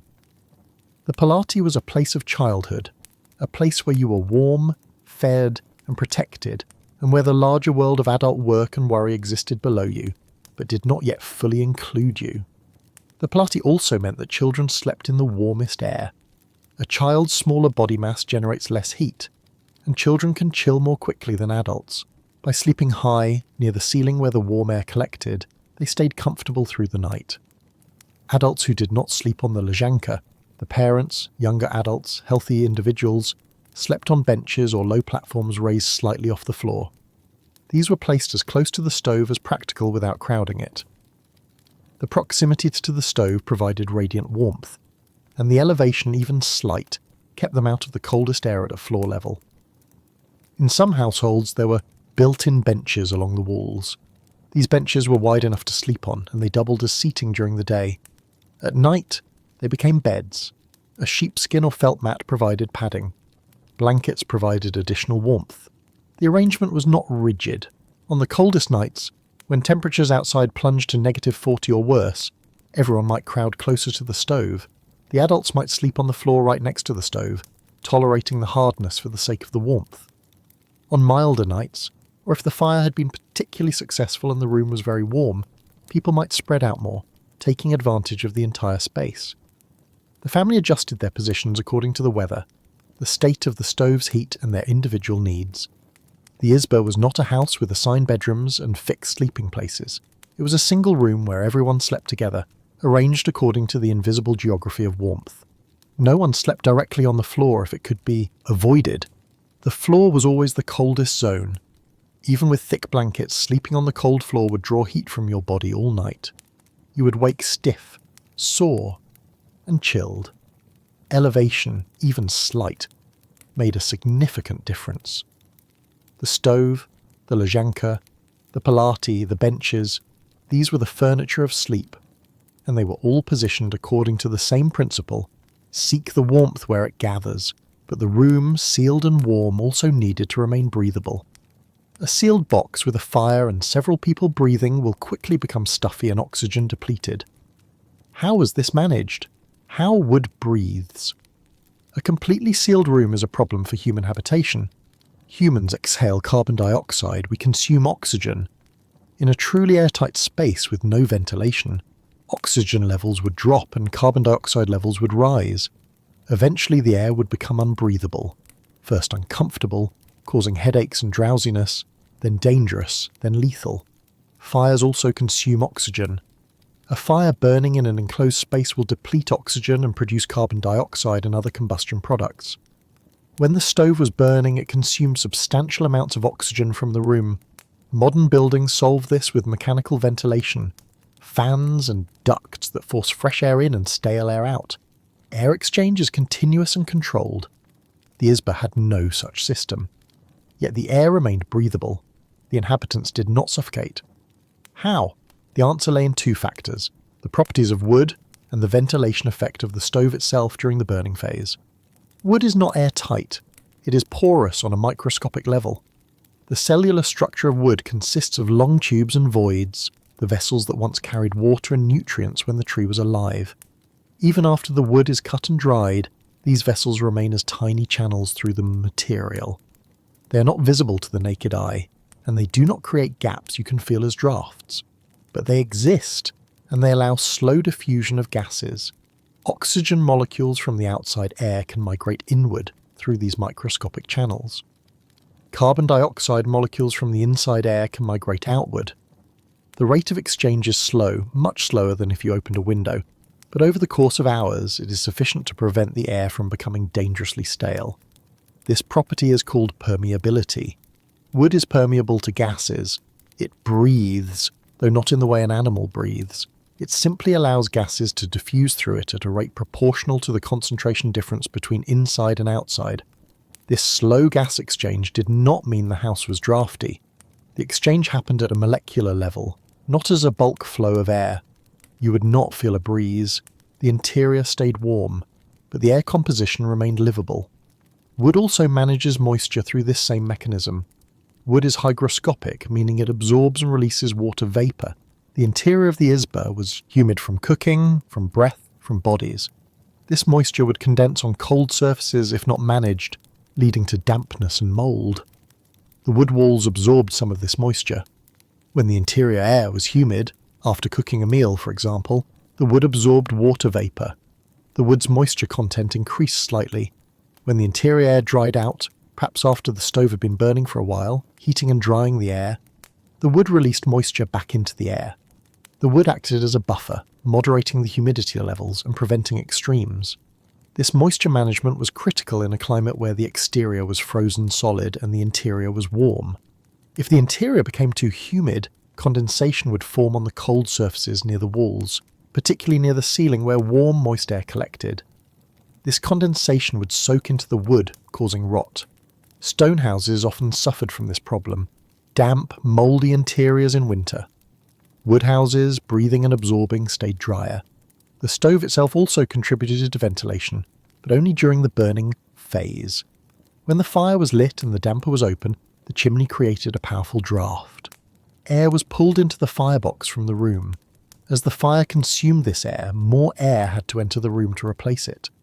This air entered through the microscopic pores in the wood, through tiny gaps around the door frames, through any small imperfections in the seal. The incoming air was fresh, cold, oxygen-rich. The outgoing air pulled up the chimney with the smoke carried away moisture, carbon dioxide and other stale components.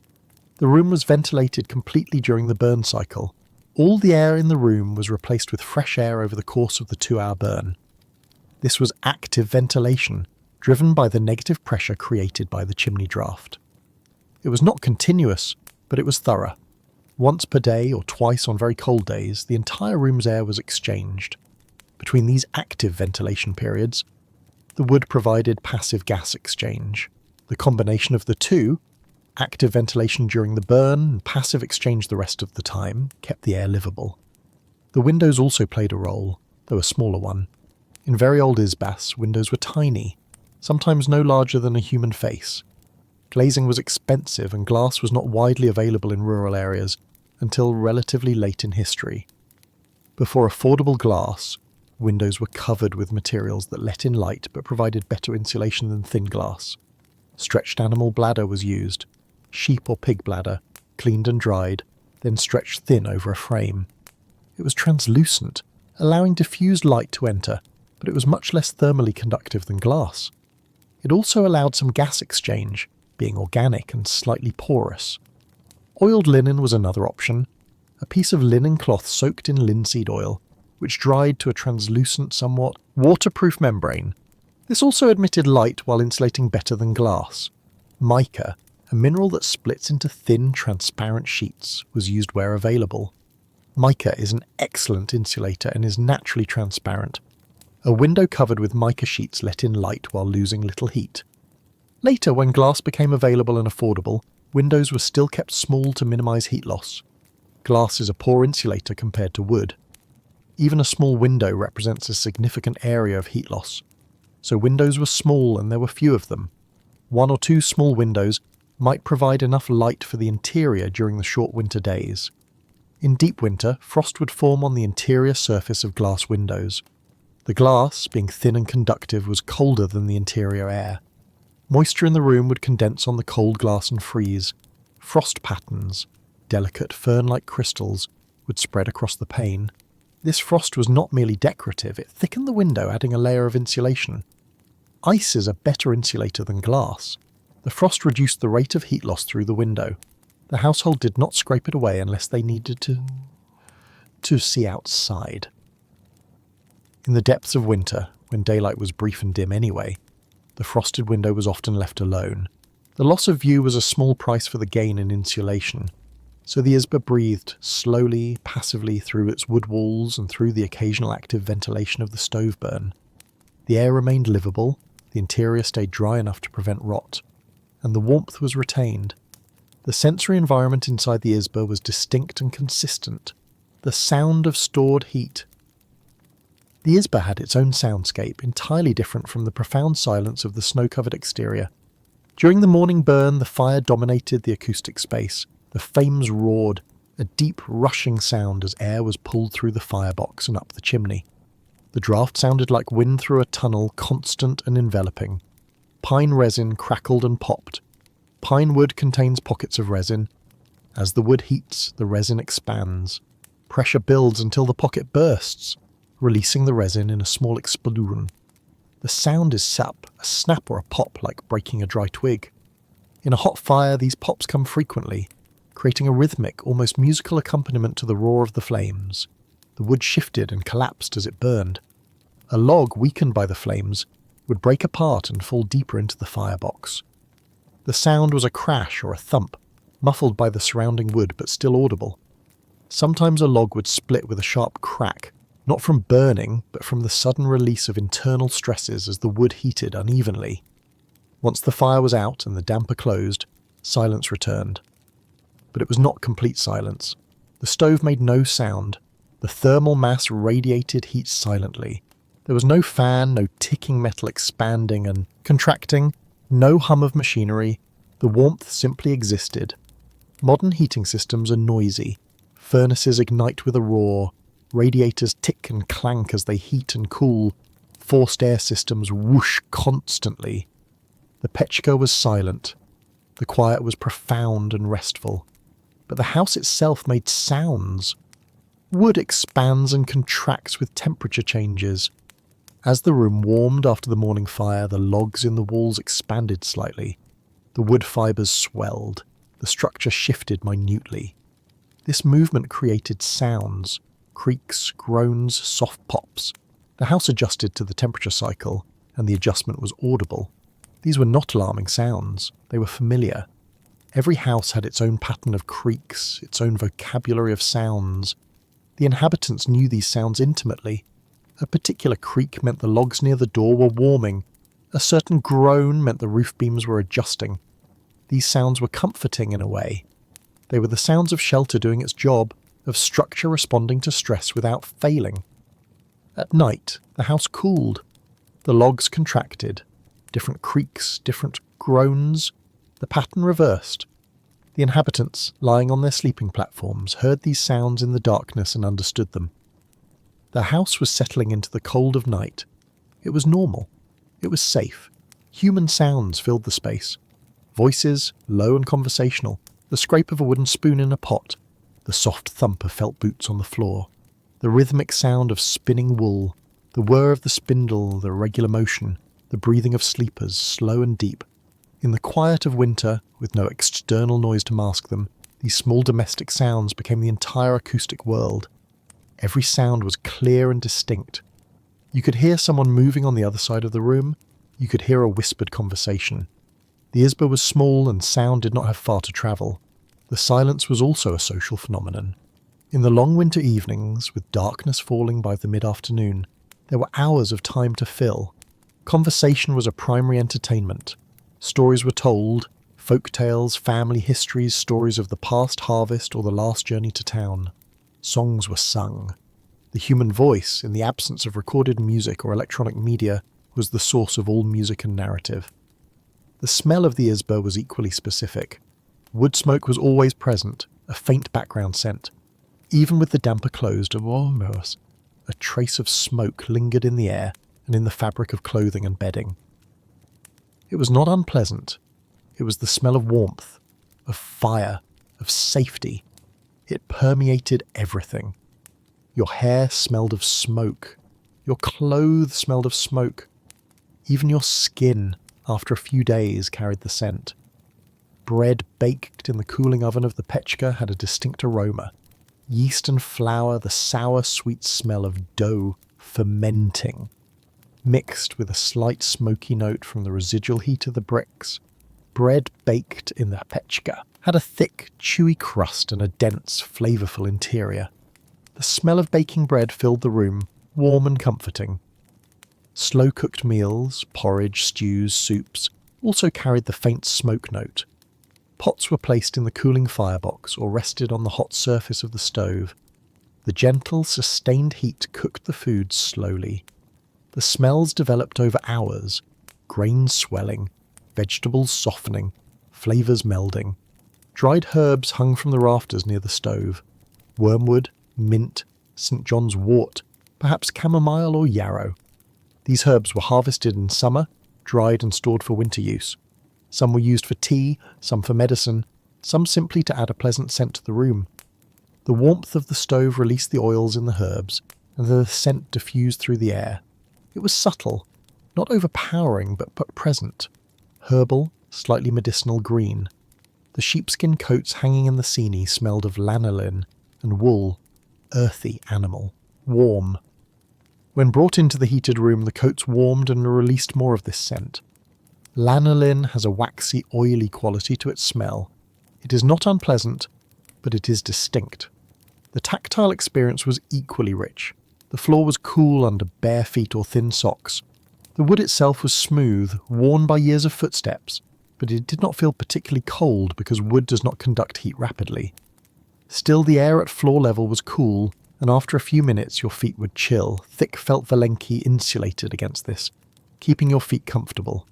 Walking from the cool floor toward the stove, you felt the temperature rise. It was a gradient you moved through physically. With each step closer, the air warmed. Your skin registered the change. By the time you stood next to the stove, the warmth was palpable, a gentle pressure on your face, your hands, the front of your body. Touching the stove surface was a specific sensation. The whitewashed clay or lime plaster was smooth, slightly chalky, like touching a piece of chalk or a dry plaster wall. And it was warm. The warmth was not uniform.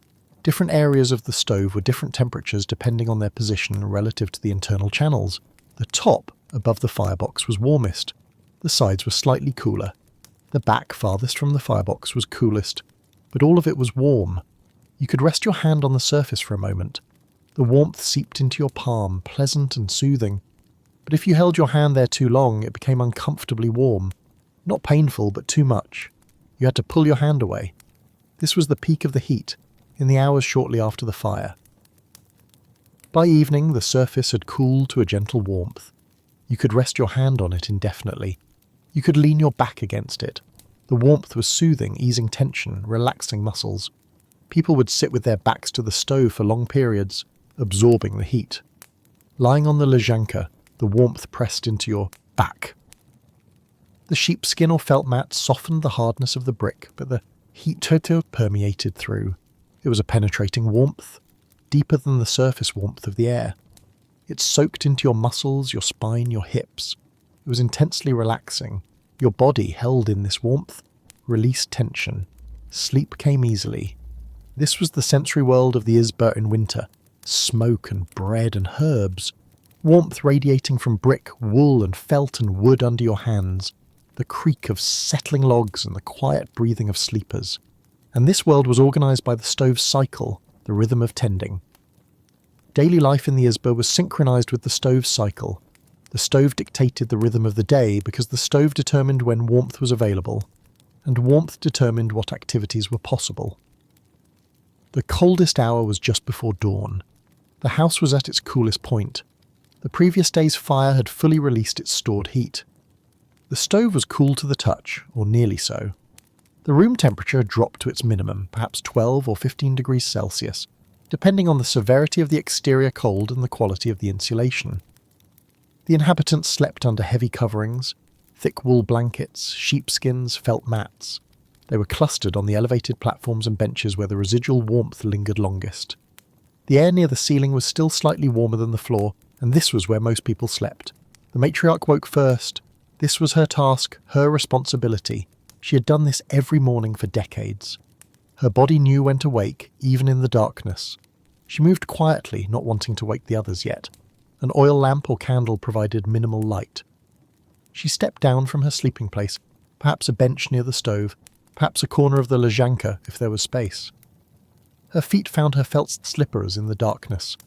She wrapped a shawl around her shoulders against the cool air. She moved to the stove. The firebox was opened. Inside were the cold ashes from yesterday's fire. Some were removed, set aside. Fresh fuel was arranged. Birch bark, kindling, larger pieces, full-sized logs. The fire was struck and caught. The flames built. The roar of the draught began. The house started to wake. This was the transition from night to day. Marked not by a clock but by the sound of the fire. The roar was the morning signal.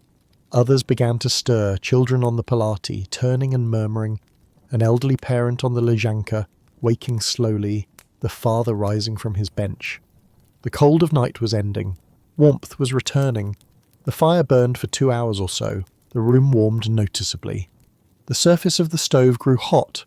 The family woke fully, dressed in the growing warmth, and began the day's activities. By mid-morning, the fire had burned down to coals. The matriarch watched the coals, waiting for the right moment, the blue flames gone, only red glow remaining. The damper was closed. The stove was sealed. The heat was trapped. This was the peak time for heat. The stove surface was at its hottest. The room was at its warmest. This was when cooking was done. Pots were slid into the firebox using a long wooden tool, a ukvat, a paddle with a U-shaped end that cradled the pot. The pot was positioned in the residual heat of the coals or rested on the hot brick surface inside. Bread dough, prepared earlier, was shaped and placed on a flat pan or directly on the brick floor of the firebox. The mouth of the firebox was closed or partially closed to retain heat. The food cooked slowly in the residual heat. Bread took hours to bake, 2, 3, sometimes more, but the result was worth the wait. Porridge cooked gently, the grains absorbing water and swelling without scorching. Stews simmered, and flavours deepening. The room was at its most comfortable.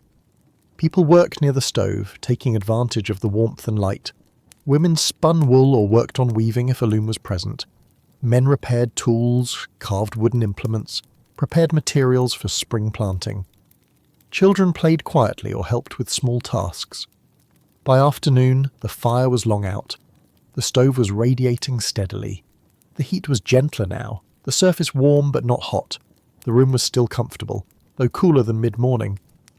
Work continued. The stove remained the centre of activity, the anchor around which everything else was arranged. By evening, the family gathered for the meal. The food, cooked hours earlier, was still warm from the stove's heat. The meal was eaten in the comfortable warmth of the room, with the stove still radiating gently. This was social time, family time. Conversations were held, stories were told, the day's events were discussed. After the meal, the evening hours stretched ahead. In winter, with darkness falling by mid-afternoon, there were many hours to fill before sleep. Work continued by the lamplight or candlelight. Spinning, sewing, repairing. Songs were sung, more stories were told. The elderly might recount memories, teach skills, pass on knowledge. Children listened and learned. As night deepened, the room cooled slightly. The stove was still warm, but the peak heat had passed. The family prepared for sleep. Everyone moved to their sleeping places. Children climbing up to the Polati, elderly settling onto the Lezhanka, adults arranging themselves on benches or low platforms. The floor became uncomfortably cool as the night progressed. The coolest air sank and pooled there. No one slept on the floor if it could be avoided. Everyone elevated themselves, seeking the warmer air that still lingered near the ceiling and around the stove. By the coldest hour before dawn, the warmth had mostly faded. The stove was cool. The room was at its minimum temperature. The cycle was ready to begin again. In a few hours, the matriarch would wake, and the fire would be lit, and the day would start anew. This rhythm, morning fire, midday peak, afternoon and evening decline, cold night, morning fire again was as regular as breathing. It shaped every aspect of daily life. You did not cook whenever you felt like it. You cooked when the stove was hot. You did not work wherever you wanted. You worked near the stove where it was warm and light was best. You did not sleep wherever was most comfortable in an abstract sense. You slept where the warmth allowed you to sleep. The stove was not a convenience. It was the organising principle of existence during the winter months. And at night, in the darkness, with the wind silent outside and the house settling into the cold, there was one place that remained warm longer than anywhere else. The night platform. Let yourself imagine this now in as much detail as you need to feel it. The fire has been out for many hours. The afternoon has passed into evening, and evening has passed into night. It is deep winter. Outside, the temperature is far below freezing, perhaps -30, perhaps -40. The snow is thick and undisturbed. The stars are sharp in the black sky. The trees are silent, their sap frozen solid. Inside, the room is dim. A single lamp burns low, an oil lamp with a small, steady flame, or a thick tallow candle that will last through the night. The lamp sits near the icon in the corner, casting a small pool of light. The shadows are deep and soft. You can barely see the far corners of the room. The stove stands in its place, a pale mass in the dimness. Its white surface reflects the faint lamplight. It is still warm, not hot. You can rest your hand on it without discomfort now, but warm. The warmth radiates outward slowly, steadily, a pulse of heat that has been travelling outward from the brick core for 12 hours. You are lying on the Lezhanka, the flat top of the stove. Beneath you is a sheepskin, the wool soft and slightly oily with lanolin. Beneath that is the brick, and within the brick is the stored energy of the morning fire, still releasing, still warming. The warmth presses into your back, it spreads through your body. It seeps into your spine, your shoulder blades, your hips, the back of your legs. The warmth is gentle but penetrating. It reaches deep into your muscles. Tension you didn't know you were carrying begins to dissolve. Your breathing slows. The cold of the day, the cold that always exists at the edges, even in a warm room, recedes. The floor is far below you. You know it is cold down there. You can imagine the cool air pooling at ground level, settling like invisible water. But you are not on the floor. You are elevated, suspended in the warmest zone of the room. The air around you is still, neither too warm nor too cold. It is exactly the temperature that allows you to rest without thinking about temperature at all. You hear the house creak softly. A log in the wall adjusts to the night cold outside. The wood contracts minutely, and the movement produces a sound, a low groan, almost inaudible, but present. You know this sound. You have heard it every night of your life. It is the sound of shelter, of structure doing its work. It is not alarming. It is familiar, even comforting. You hear breathing. To your left, perhaps an elderly father or grandfather, also on the Lezhanka, his breathing slow and deep with sleep. To your right, farther away, the Polati where the children sleep. You can hear their breathing too, quicker, lighter, sometimes with a soft murmur or a shift of position. They are warm up there, clustered together under shared blankets, the warmth from the stove rising to surround them. Across the room, on a bench near the wall, your mother or your wife sleeps. You hear the rustle of wool blankets as she adjusts her position. Then stillness again. Everyone is accounted for. Everyone is warm enough. Everyone is safe. Outside, the wind has stopped. In the deepest cold, the air often becomes perfectly still. There is no wind, no movement, just the profound silence of frozen air. The snow acts as an acoustic blanket, absorbing any sound that might exist. The world outside is muffled and distant. You do not hear the wind, you do not hear animals, you do not hear water. All water is frozen solid. You hear nothing from outside, the walls are thick. The moss seal is complete and the exterior world feels infinitely far away. The only sounds are interior sounds, the creak of wood, the breathing of sleepers, the faint sputtering of the lamp flame. Your own breath, slow and even. The silence is so complete that you can hear your own heartbeat if you pay attention. But you do not pay attention. You let the silence settle over you like the blankets, like the warmth. The darkness is nearly absolute. The lamp provides one small point of light, but it does not reach the corners. The ceiling above you is lost in shadow.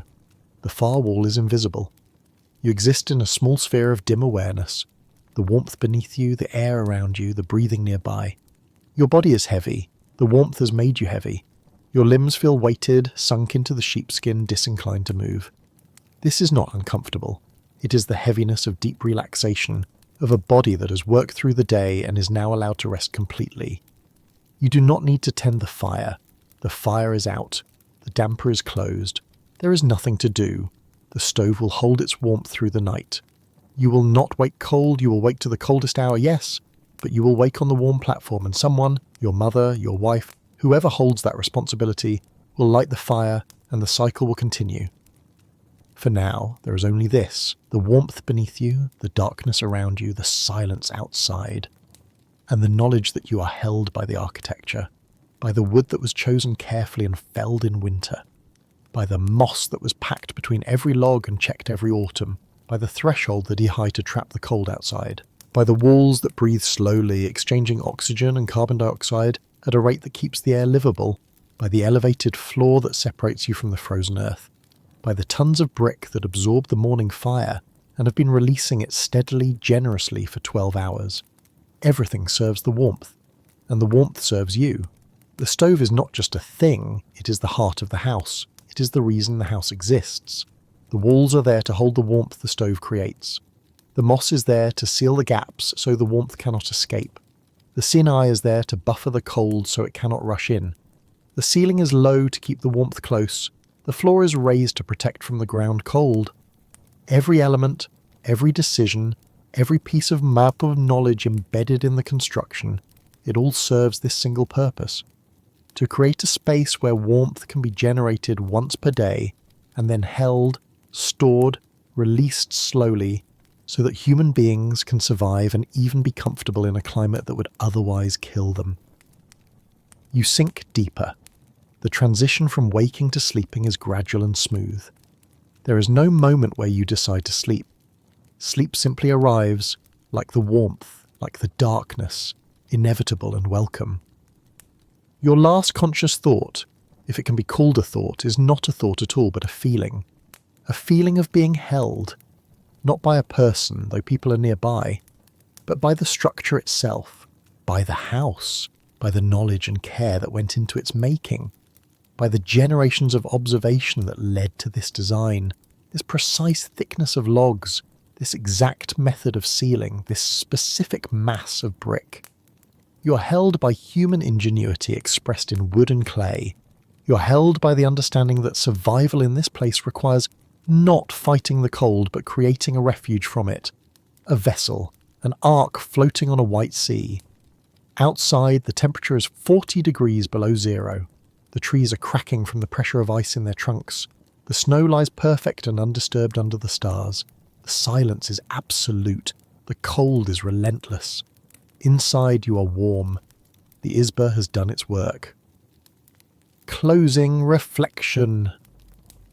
This is how people stayed warm in the Russian winter for centuries before electricity, before fossil fuels, before any of the systems we now take for granted. They built shells of wood and moss. They raised their floors above the frozen earth. They created airlocks to buffer the cold, and they built massive stoves of brick that turned a single fire into a day of warmth. It was not effortless. It required knowledge, when to fell the trees, how to stack the logs, when to close the damper. Knowledge that was learned through experience and passed down through generations. A wrong decision could mean a cold house, or worse. Closing the damper too early could mean death from carbon monoxide poisoning. Using summer-cut timber could mean gaps in the walls within a few years. Neglecting the moss seal could mean drafts that made the interior unbearable. It required labour. Felling and hauling timber in the depths of winter. Packing moss between logs, handful by handful, metre by metre. Recorking the walls every autumn before winter returned. Hauling firewood, enormous amounts of firewood, from the forest to the house. Building and maintaining the stove, which required specialised knowledge and skill. It required attention, daily attention to the fire, building it correctly, watching the coals, judging the right moment to close the damper. Attention to the walls, checking for gaps or damage. Attention to the family's arrangement within the temperature gradient, ensuring the elderly and the sick were in the warmest places. But it worked. The Izba was not perfect. The floor was always cool, requiring thick felt boots even indoors. The windows were small and let in little light during the already short winter days. The space was confined. An entire family living in one room with no privacy, no separation. The work was constant. Every autumn required preparation. Every morning required the fire. Every winter was a test of the system and the knowledge behind it. But on a night when the wind howled and the cold pressed against every surface, when the world outside was hostile and vast and unforgiving, the Izba was a place of warmth and safety. The stove radiated, the walls held, the moss sealed, the threshold stopped the cold at the door, and the family slept, elevated above the cold floor, held in the warmth that the morning fire had stored in brick.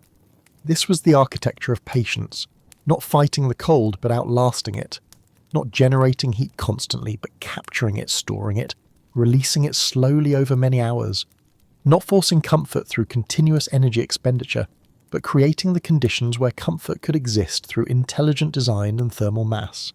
The system required no electricity, no complex machinery, no external fuel supply beyond the forest that surrounded every village. It was self-contained, local, renewable in a way that few modern systems are. The forest provided the wood for the walls and the fuel for the fire. The earth provided the clay for the bricks. The wetlands provided the moss for the seal. The animals, if kept in the podklet, provided small amounts of supplemental heat. And the knowledge, the deep knowledge of materials and timing and physics, that knowledge was passed from generation to generation, refined over centuries, embedded in the rhythms of daily life. A daughter learned from her mother when to close the damper by watching, by listening to explanations, by eventually doing it herself under supervision. A son learned from his father how to select timber, how to fell it, how to shape it for building. This knowledge was not written in books, at least not in the early centuries. It was embodied knowledge, practical knowledge, the kind that comes from doing something every day for years until it becomes second nature. The kind of knowledge that cannot be fully transmitted through words alone, but must be demonstrated, practiced, lived. We live differently now. We expect continuous warmth at the touch of a button or the adjustment of a dial.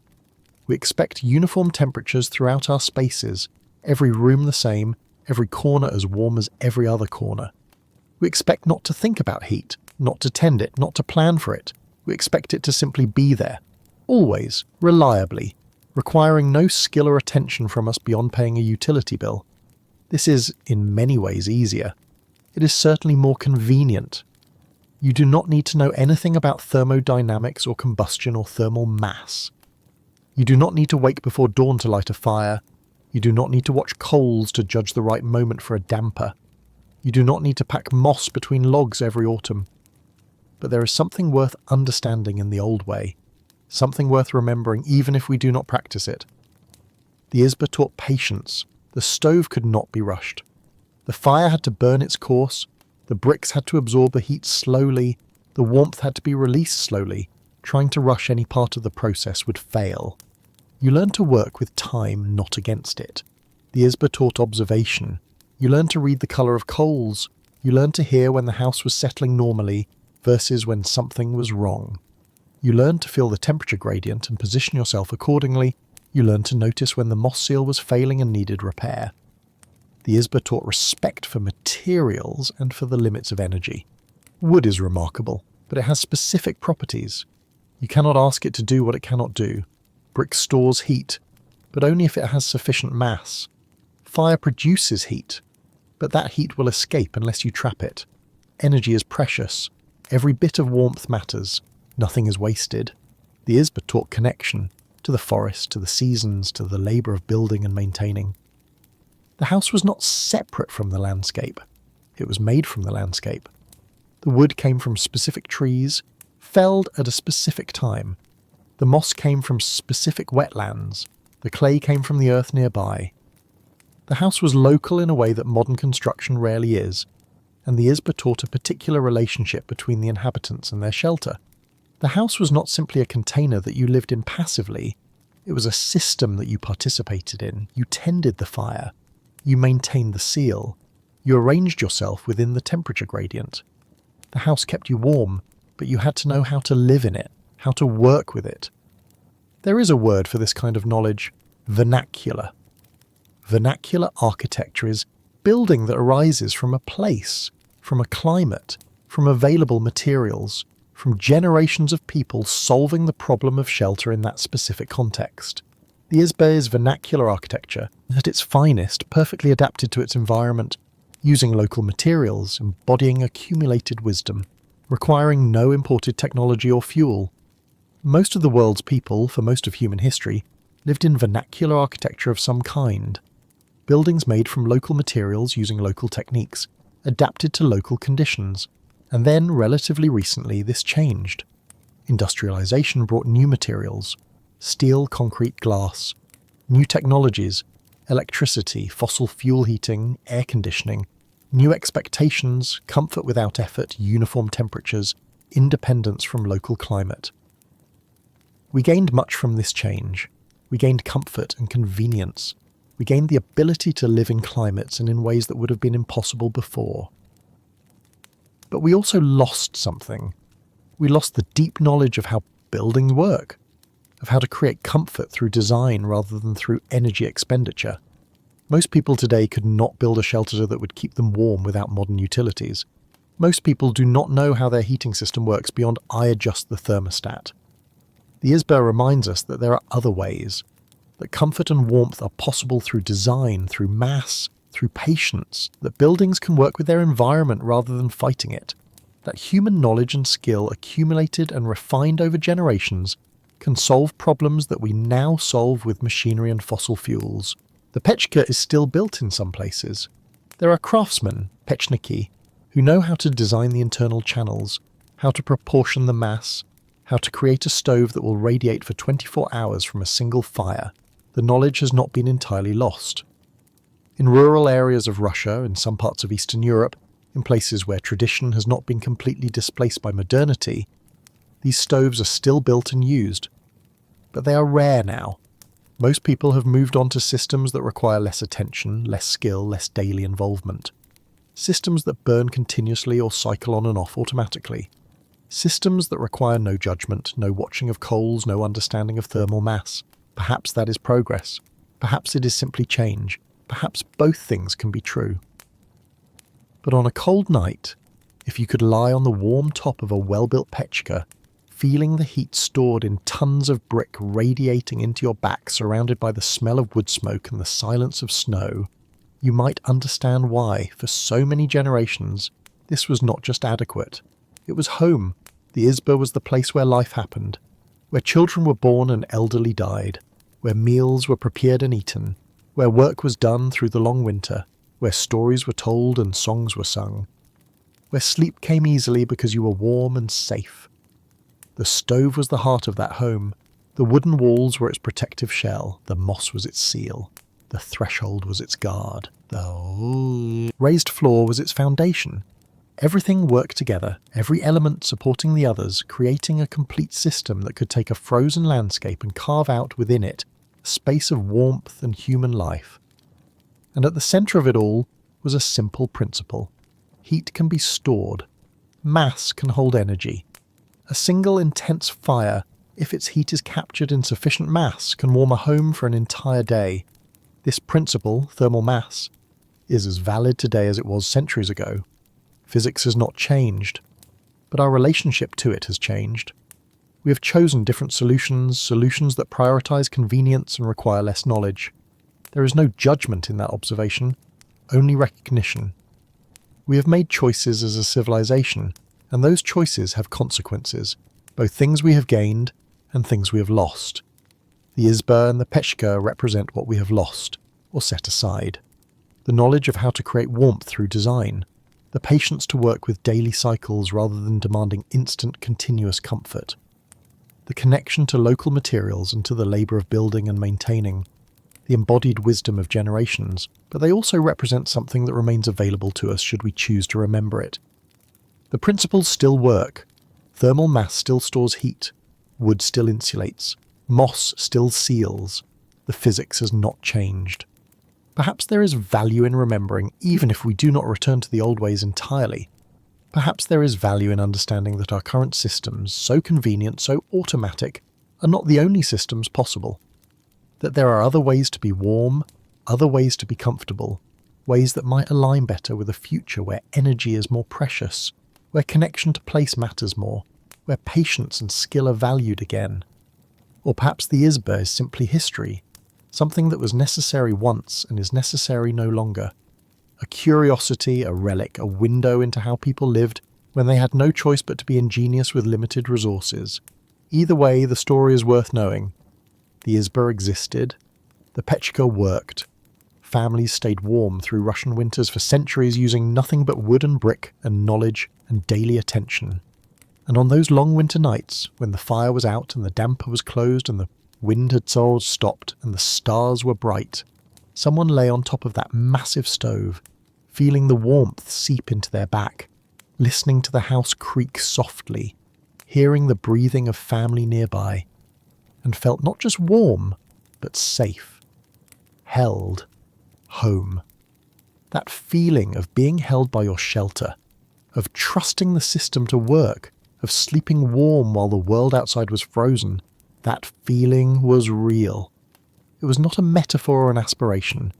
It was lived experience, night after night, winter after winter, generation after generation.